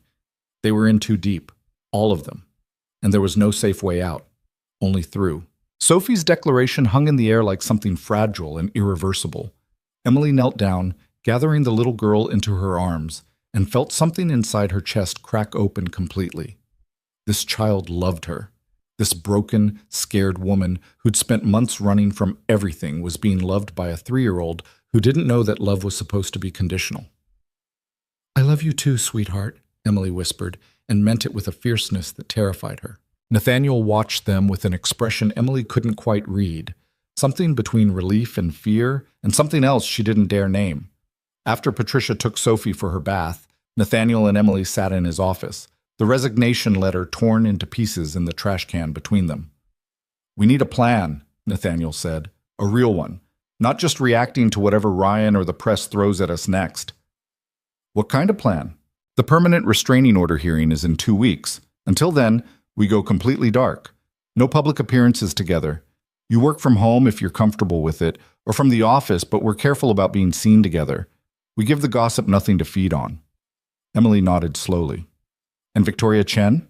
"I'm handling her, quietly.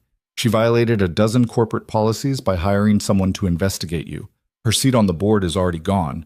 I'm just deciding how much legal action to take." "Won't that make things worse? Make it look like you're trying to protect me?" "I don't care how it looks.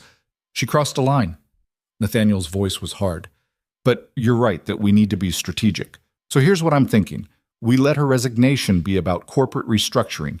Keep it clean, professional. Don't give her ammunition to play victim." "And Ryan?" "Rebecca's building a case. Every text, every call, every violation of the temporary order. By the time we get to that hearing, we'll have enough evidence to bury him legally." Emily wanted to believe it would be that simple. Wanted to believe that restraining orders and lawyers and money could solve everything.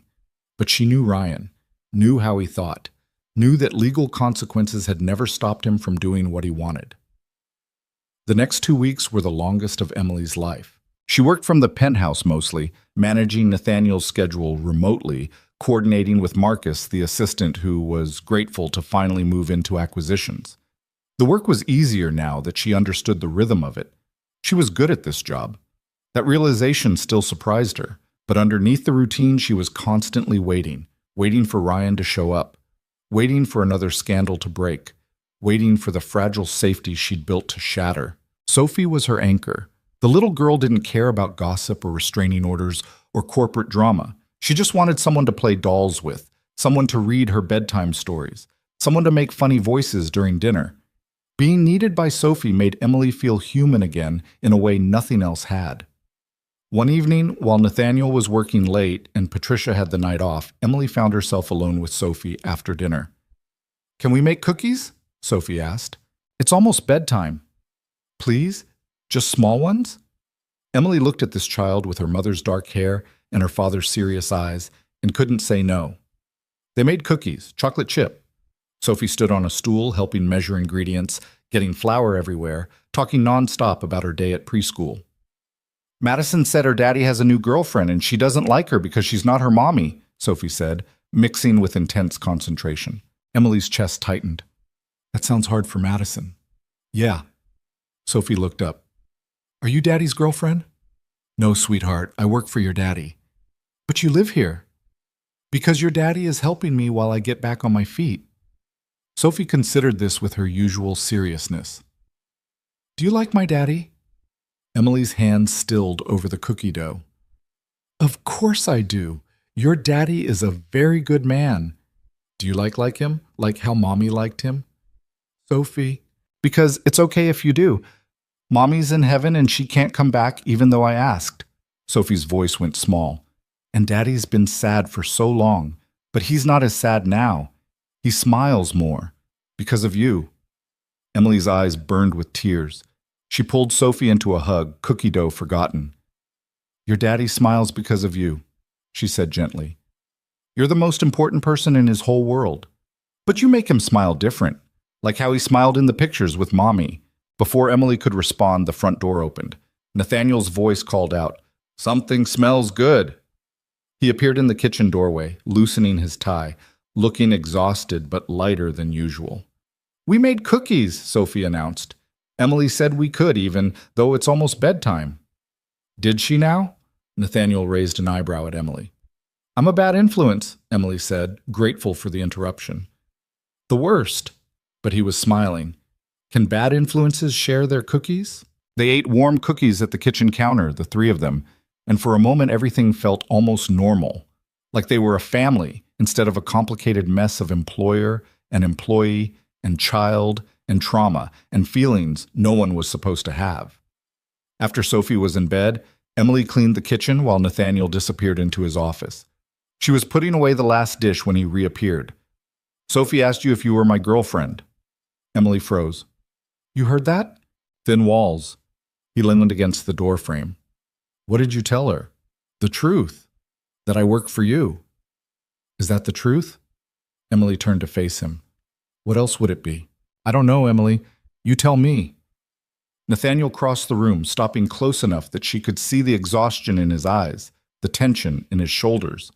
Because for the past 2 weeks, we've been pretending there's nothing here except professional courtesy. But my daughter sees it. Patricia sees it. I'm pretty sure Marcus sees it. And I know I feel it every time I come home and you're here and this place feels less empty. We can't. I know all the reasons we can't. I've listed them 100 times. You work for me. You live in my home. You're dealing with an abusive ex. The power dynamics are a nightmare. The timing is terrible. He paused. But none of that changes what I feel. Emily's heart was pounding. What do you feel? Like I'm waking up after being asleep for 3 years. Like the part of me that died with Sarah is trying to figure out how to be alive again. His voice dropped. Like you're not just someone I hired or someone I'm helping. Like you're... Don't. Emily's voice cracked. Don't say it. Because if you say it, everything changes. And I can't. I'm not ready for everything to change. When will you be ready? I don't know. Maybe never. Maybe when Ryan's permanently out of my life and I'm not living in your home and I have my own money and my own space and I'm not this broken thing you rescued from the rain. You're not a broken thing. Yes, I am. I'm broken and scared and so damaged that I can't even accept that someone might actually care about me without waiting for the catch. Nathaniel reached out, tucked a strand of hair behind her ear. The gesture was so tender that Emily almost started crying. There's no catch, he said quietly. Just two broken people trying to figure out how to be less broken together. That's not fair to you. Let me decide what's fair to me. They stood there in the dim kitchen, close enough to cross a line, smart enough not to. The moment stretched between them like a promise neither was ready to make. Finally, Emily stepped back. I should go to bed. Big day tomorrow. The hearing. Yeah, Nathaniel nodded. Rebecca will be there. I'll be there. You're not facing him alone. I know. She started to leave, then turned back. Nathaniel? Yeah? Thank you. For everything. For stopping. For staying. For... Her voice broke. For making me believe I deserve better. You do deserve better. You always did. Emily went to her room and lay awake for hours, staring at the ceiling, trying not to think about what Nathaniel had almost said, trying not to think about what she'd almost let herself feel. The hearing was scheduled for 2 p.m. in a courthouse in downtown Manhattan. Emily dressed carefully that morning, one of the professional outfits Nathaniel had bought her, makeup that Patricia helped apply, hair pulled back in a way that made her look older, more composed than she felt. She looked like someone who had her life together. She felt like she was going to vomit. Nathaniel drove them himself. No driver, just the two of them and Marcus following in a separate car for security. How are you holding up? Nathaniel asked. Terrified. Good answer. Better than fine. Is it? At least it's honest. Rebecca met them at the courthouse steps. She looked sharp and dangerous in a way that made Emily feel slightly safer. Ryan's attorney is here, Rebecca said without preamble. Cheap suit, aggressive posture, already tried to get the case dismissed on a technicality. Judge shut him down. What about Ryan? Emily asked. Hasn't arrived yet. He's required to be here, so he'll show. They went through security, took the elevator to the 3rd floor, sat on hard benches outside the courtroom. Emily's hands wouldn't stop shaking. Nathaniel sat beside her, close, but not touching, a steady presence. Then Ryan walked around the corner. Emily's entire body went rigid. She hadn't seen him in 8 months, hadn't heard his voice except through threatening phone calls, hadn't been in the same physical space since the night she'd run. He looked exactly the same.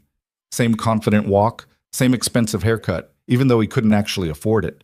Same smile that had once made her feel special and now made her feel sick. Ryan saw her and his smile widened. Emily, you look good. Better than the last time I saw you. Nathaniel stood immediately, putting himself between them. You're violating the temporary order by approaching her. I'm just saying hello to my girlfriend. Ex-girlfriend, Emily said, finding her voice. And you're supposed to stay 500 feet away. We're in a courthouse. Different rules. Ryan's lawyer, a weaselly man in an ill-fitting suit, appeared beside him. My client has a right to defend himself against these baseless accusations. Baseless? Rebecca stepped forward, holding a folder thick with evidence.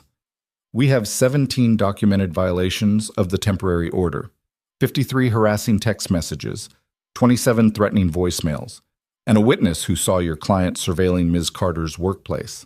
Ryan's smile never wavered. I was in the neighborhood. 17 times? It's a free country. The bailiff appeared.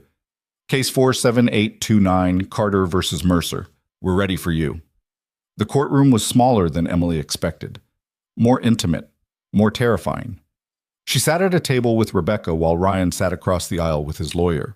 Nathaniel had to sit in the gallery. He wasn't a party to the case, but Emily could feel his presence behind her, solid and reassuring. The judge was a woman in her 60s with sharp eyes and no patience for nonsense.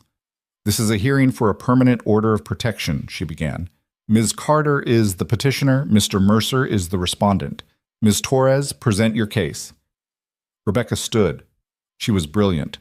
She laid out 4 years of emotional abuse with clinical precision, presented evidence of Ryan's controlling behavior, showed texts where he'd threatened Emily, tracked her movements, contacted her workplace. Then she called Emily to testify. Emily walked to the stand on shaking legs, placed her hand on the Bible, even though she didn't know if she believed in anything anymore except survival, swore to tell the truth. Rebecca asked questions gently. Emily answered, her voice getting stronger as she went. Yes, Ryan had controlled her finances. Yes, he'd isolated her from friends and family.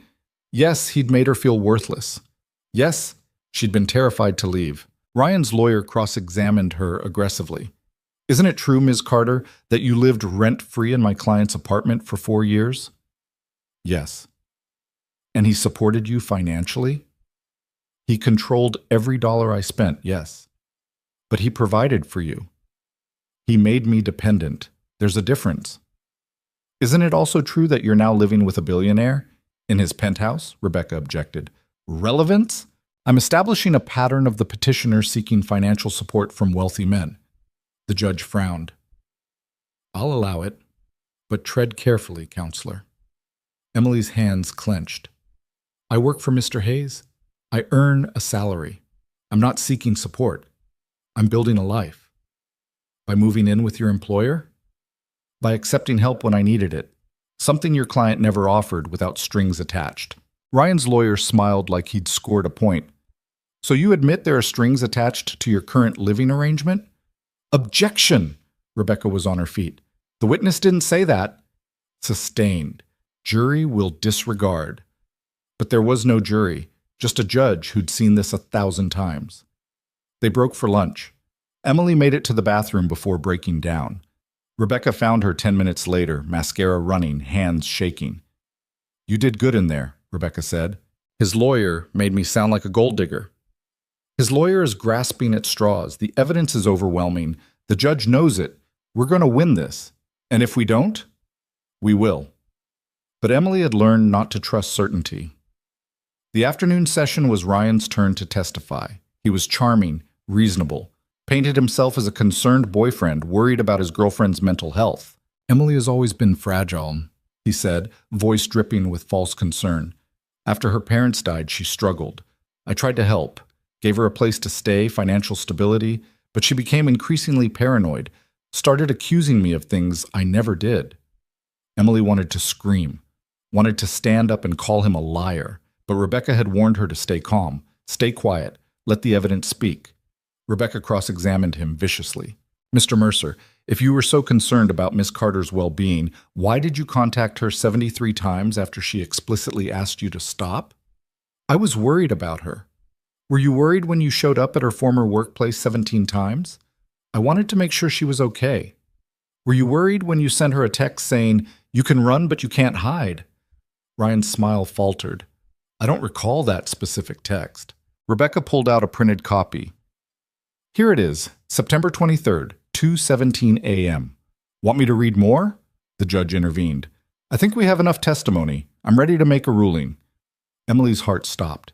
The judge looked at both of them over her glasses. I've seen a lot of these cases. I've heard a lot of men claim they were just concerned, that they were trying to help, that their ex-girlfriends were unstable. She paused. Mr. Mercer, your testimony doesn't match the evidence. The documented contact attempts alone are sufficient for a permanent order. Ryan's face went red. Your Honor, I'm not finished. The emotional abuse Ms. Carter described is consistent with coercive control. The financial manipulation, the isolation, the degradation, these are textbook abuse tactics. The judge's voice was steel. I'm granting a permanent order of protection. Mr. Mercer, you are to stay a minimum of 1,000 feet from Ms. Carter. No contact of any kind, no third-party contact, no social media, no showing up at her workplace or residence. Any violation will result in immediate arrest and criminal charges. Emily couldn't breathe, couldn't process what she was hearing. Furthermore, the judge continued, I'm recommending that the district attorney's office review this case for potential stalking charges. The pattern of behavior here goes beyond civil violations. Ryan stood up abruptly. This is bullshit. She's lying. She's just after his money, and you're... Mr. Mercer, sit down and be quiet, or I'll hold you in contempt. Ryan's lawyer pulled him back into his seat, whispering urgently. The judge signed the order. We're adjourned. Emily sat frozen until Rebecca touched her arm. Emily, we won. We won? You won. It's over. Emily turned to look at Ryan. He was staring at her with pure hatred, mouthing words she couldn't hear but could guess. His lawyer was packing up quickly, probably trying to get his client out before he did something stupid.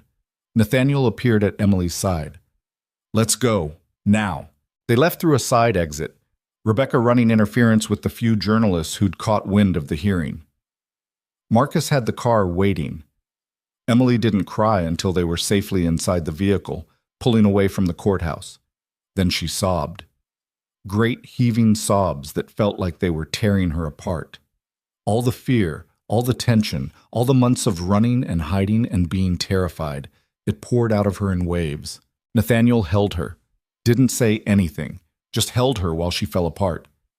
It's really over, she managed to say. It's really over. He can't contact me? Not without going to jail. He looks so angry. Let him be angry. He lost. You won. Emily pulled back, wiping her eyes. I won. Yeah, you did. They drove home in silence. Emily stared out the window, watching the city slide past, and felt something shift inside her chest. She was safe. Actually safe. For the first time in years, she could breathe without looking over her shoulder. When they got back to the penthouse, Sophie was waiting with Patricia. Did you win? Sophie asked immediately. Yeah, sweetheart, we won. Sophie cheered and hugged her fiercely. I knew you would. You're the bravest person I know. Emily looked at Nathaniel over Sophie's head. He was watching them with that expression again, the one that made her chest feel too tight and her heart feel too full. That night, after Sophie was asleep, after Patricia had gone home with a knowing smile, Emily and Nathaniel sat on the balcony overlooking the city. What happens now? Emily asked. What do you want to happen? Emily stopped, started again. I want to figure out who I am when I'm not running, when I'm not scared, when I'm just me. That sounds like a good plan. I want to go back to school, study interior design like I always planned, use the money I'm earning to build something that's mine. You should. I want to find my own place eventually, not because I don't, she gestured vaguely, not because I don't appreciate everything, but because I need to know I can stand on my own. I understand. And Emily turned to face him. I want to see where this goes, this thing between us. But I need time. I need to figure out who I am first. Nathaniel nodded slowly. How much time? I don't know. Months, maybe? Is that okay? Emily, you can have all the time you need. I've waited 3 years to feel anything. I can wait a little longer to do it right. She reached over, took his hand.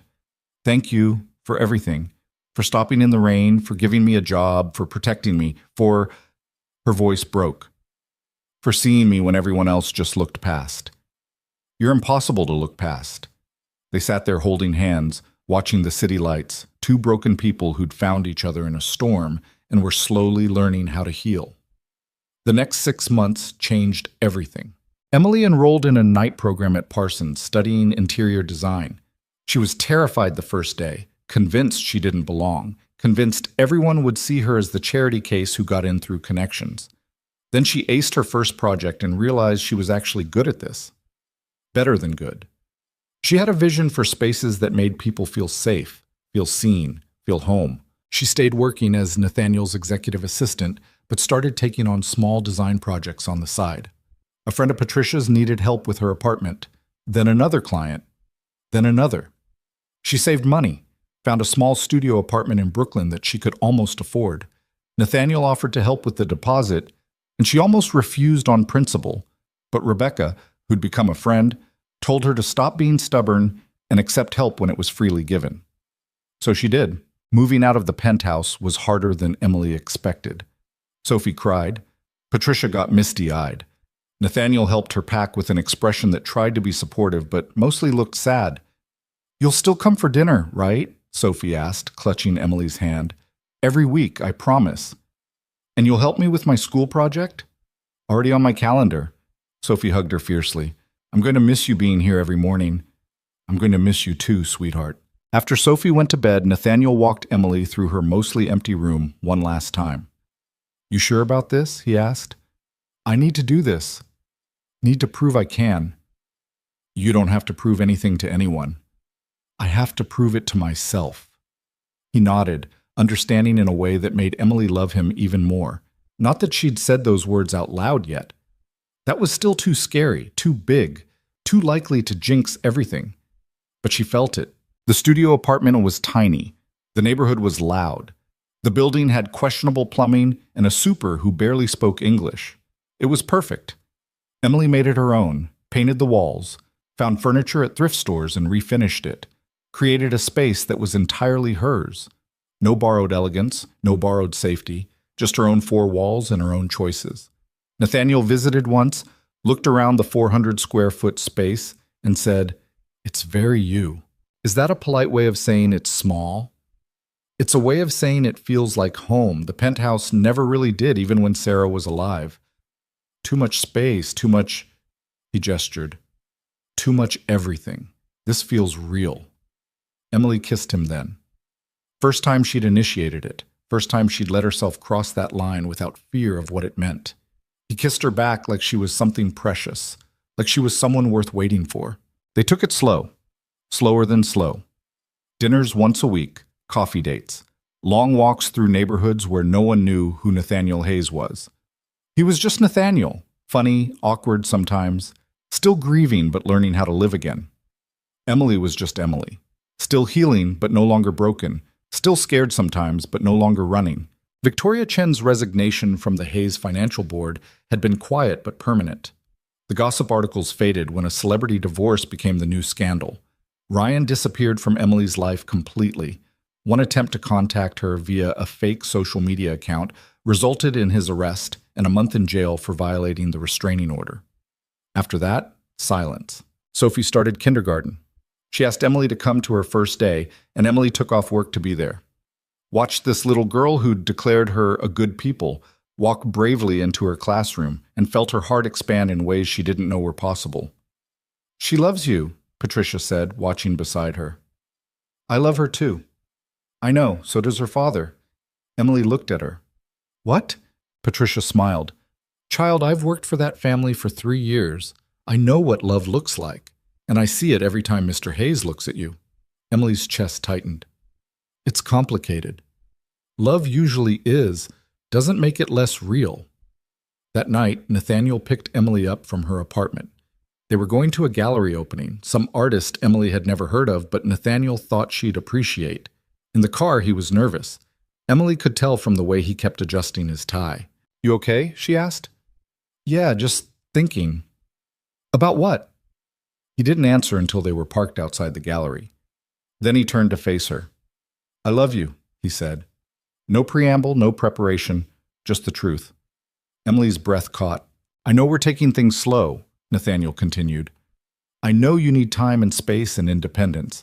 I'm not asking you to move back in or change anything. I need you to know. I love you.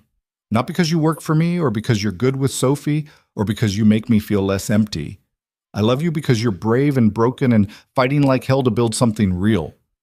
I love you because you make me want to be better. I love you because... He stopped. Because I do. That's all, Emily felt tears stream down her face. You can't just say that? Why not? Because now I have to say it back, and that's terrifying. You don't have to say anything. Yes, I do. Emily reached over, took his face in her hands. I love you too. I've loved you since that first night when you gave me your jacket and didn't ask for anything in return. I've loved you through every single moment of the past 7 months. And it terrifies me because everyone I've ever loved has either died or hurt me, and I don't know how to trust that you won't. I won't. You can't promise that. No, but I can promise to try every single day, to choose you, to see you, to be the person you deserve. Emily kissed him. Not gentle this time, not tentative. Kissed him like she meant it, like she was claiming it, like she was finally letting herself believe this could be real. When they pulled apart, Nathaniel was smiling. So we're doing this? Yeah, we're doing this. What does that mean exactly? I don't know. We figure it out as we go. Emily wiped her eyes. But I'm done being scared. I'm done running. I'm staying for real this time. Good, because I'm not letting you go. They missed the gallery opening. Sat in the car talking for hours instead. About Sarah and what it meant to love again after loss. About Ryan and what it meant to trust again after abuse. About building something new from the wreckage of their pasts. 3 months later, Emily graduated from her interior design program. Top of her class. She'd been terrified to give her final presentation, a proposal to redesign the penthouse to feel less like a museum and more like a home. Nathaniel had sat in the audience, Sophie on his lap, and watched her present with an expression of pure pride. After the ceremony, Sophie ran up with a bouquet of flowers almost bigger than she was. You did it! You graduated! Emily scooped her up, flowers and all. I did. Does this mean you're going to redesign our apartment? If your dad says yes. He already said yes. He says yes to everything you want. Nathaniel appeared looking sheepish. She's not wrong. Emily laughed. I haven't even officially pitched it to you yet. You presented it to a room full of professors and industry professionals. I think I'm a softer sell. So Emily redesigned the penthouse, kept some of Sarah's choices, the pieces that Nathaniel wasn't ready to change, updated others, created a space that honored the past but made room for the future, a space where Sophie could be messy and loud without worrying about breaking something priceless, a space where Nathaniel could relax instead of feeling like he was living in a showroom, a space that felt like a home. The night they finished the final room, Nathaniel opened a bottle of champagne. To new beginnings, he said. To new beginnings, Emily echoed. They were standing in the newly redesigned living room, warm colors, comfortable furniture, photos on the walls of Sophie's artwork, and family moments.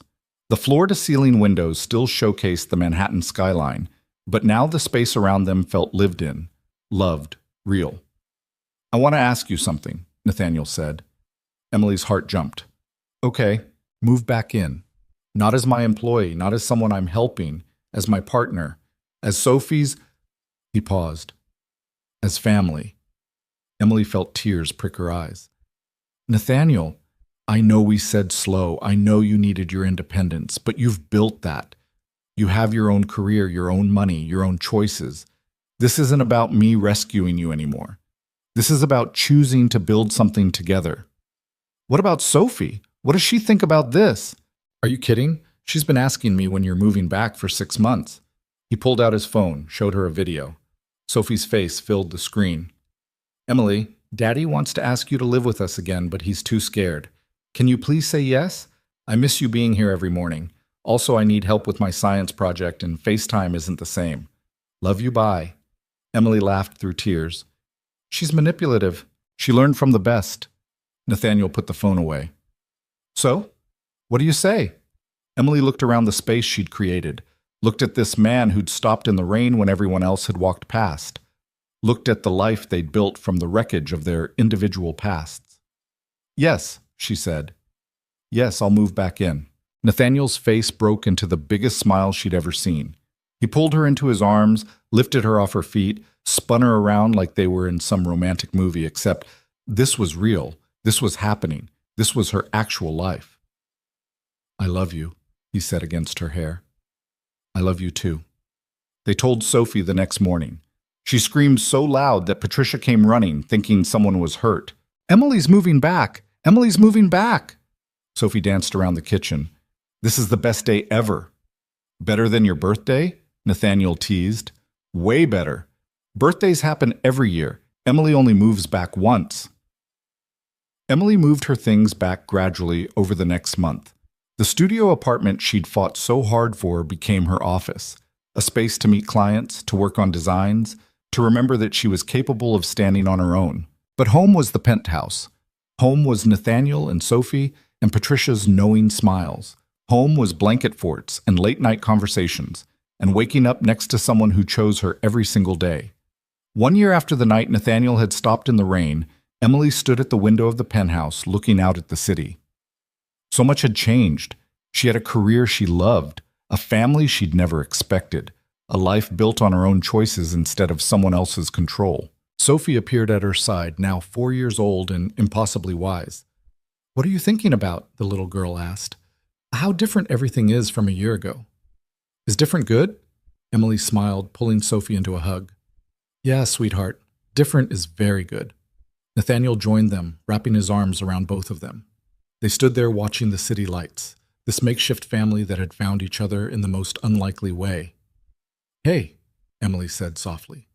"Thank you." "For what?" Nathaniel asked. "For stopping. That night in the rain, for seeing me when I was invisible." "You were never invisible. You were just waiting for someone to look." Sophie squirmed between them. "Can we have dinner now? I'm starving, and all this mushy stuff is making me hungry." They laughed and moved toward the kitchen, toward the dinner Patricia was making, toward the ordinary beautiful chaos of their life together. Later that night, after Sophie was asleep, Emily found the suit jacket Nathaniel had given her that first night. She'd kept it all this time, even through everything else. It hung in her closet like a talisman. Nathaniel appeared in the doorway. "You kept that?" "Of course I kept it. It's the jacket that changed my life." "It's just a jacket." "No. It's the moment you chose kindness over convenience. It's the moment you proved that good people still exist." Emily touched the expensive fabric. "It's the moment I started believing I deserved better." Nathaniel crossed the room, pulled her into his arms. "You always deserve better. You just needed to see it yourself." "I see it now." "Good. Because I'm planning to spend a very long time proving it to you." Emily tilted her face up to kiss him. "How long?" "Forever, if you'll have me." "Forever sounds good." They stood there in the quiet of the penthouse, holding each other, two broken people who'd learned that healing doesn't mean pretending the breaks never happened. It means building something new from the pieces, something stronger, something real. Outside, the city that had almost destroyed Emily glittered with a million lights, each one a story, each one a life, each one a person fighting their own battles, carrying their own scars, hoping for their own rain-soaked miracles. Emily thought about all the nights she'd spent in doorways, praying for someone to see her. All the mornings she'd woken up not knowing where her next meal would come from. All the moments she'd been so close to giving up. And she thought about the single decision that had changed everything, the moment Nathaniel Hayes had stopped walking. Not because he was a billionaire, not because he had resources or power or the ability to solve all her problems with money, but because he'd chosen to be human, to see suffering and respond with kindness, to prove that sometimes the smallest acts of compassion create the biggest miracles. Sophie appeared in the doorway, clutching her stuffed elephant, eyes half closed with sleep. "Bad dream?" Emily asked. Sophie nodded and climbed into Emily's arms without hesitation, without fear, with the absolute trust of a child who knew she was loved. Nathaniel joined them, and they moved to the couch, this family of wounded souls learning how to heal together. "Tell me a story," Sophie mumbled. "What kind of story?" Emily asked. "A true one, about how you and Daddy met." Emily looked at Nathaniel over Sophie's head. He smiled. "Once upon a time," Emily began, "there was a man who'd forgotten how to feel anything, and a woman who'd forgotten how to hope for anything. They met on the worst night of their lives, in the rain, in a city that didn't care about either of them. "That's sad," Sophie said. "It starts sad, but it ends happy. Want to hear the rest?" "Yes." So Emily told her about the rain and the jacket and the choice to stop instead of walk past, about the diner and the coffee and the first moment of trust, about building a life from nothing but kindness and courage and the willingness to believe that broken things could be made whole. Sophie fell asleep before the ending. Emily carried her to bed, tucked her in, kissed her forehead. When she returned to the living room, Nathaniel was waiting. "You left out some parts," he observed. "Some parts aren't for 4-year-olds. "Like what?" "Like how terrified I was. Like how many times I almost ran.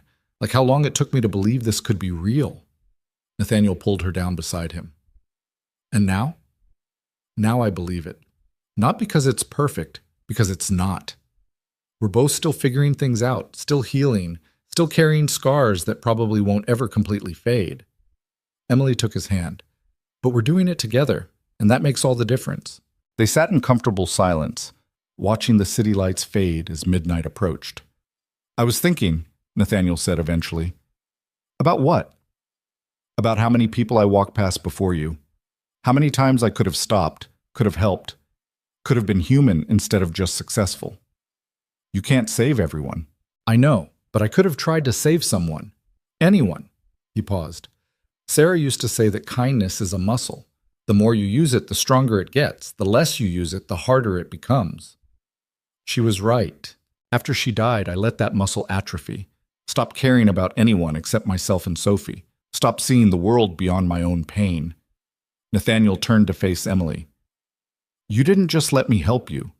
You helped me remember how to be the person Sarah would have wanted me to be." Emily's eyes filled with tears. "I think she'd be proud of who you are now. I think she'd be proud of both of us." They sat there until the city quieted, until the lights dimmed, until exhaustion pulled them toward sleep. Before bed, Emily checked her phone one last time. A text from Rebecca. "Saw Ryan's parole hearing got denied. He's staying locked up for the full sentence. You're safe." Emily stared at the message for a long moment, then deleted it. She didn't need to hold on to that anymore, didn't need to track Ryan's movements or fear his return. That chapter was closed. She climbed into bed beside Nathaniel, who immediately pulled her close. "Everything okay?" he murmured, half asleep. "Everything's perfect." And for the first time in her life, Emily meant it. The next morning arrived with Sophie jumping on their bed at 6 a.m., demanding pancakes and announcing that she'd decided to be a dinosaur today and would only respond to roars. Emily and Nathaniel exchanged exhausted looks that turned into laughter. This was life now. Not a fairy tale. Not a rescue story. Just 3 people choosing each other every single day, making pancakes and going to work and dealing with tantrums and deadlines and all the ordinary chaos that made a life real. Later, as Emily walked to her office, she'd taken space in a building downtown for her growing design firm. She passed a woman sitting in a doorway, young, scared, trying desperately not to cry. Emily stopped. The woman looked up, surprised. "You hungry?" Emily asked. The woman nodded warily. Emily gestured toward a coffee shop across the street. "Come on, let's get you something to eat." As they walked, Emily thought about a rainy night 1 year ago. About a billionaire who'd stopped when everyone else had walked past. About how one moment of kindness could change everything. She couldn't save everyone. Couldn't fix every broken thing. But she could stop. She could see. She could be human instead of just busy. And maybe, just maybe, that would be enough to change someone else's life the way Nathaniel had changed hers. The cycle of kindness, continuing forward. Breaking through the darkness, one stopped moment at a time.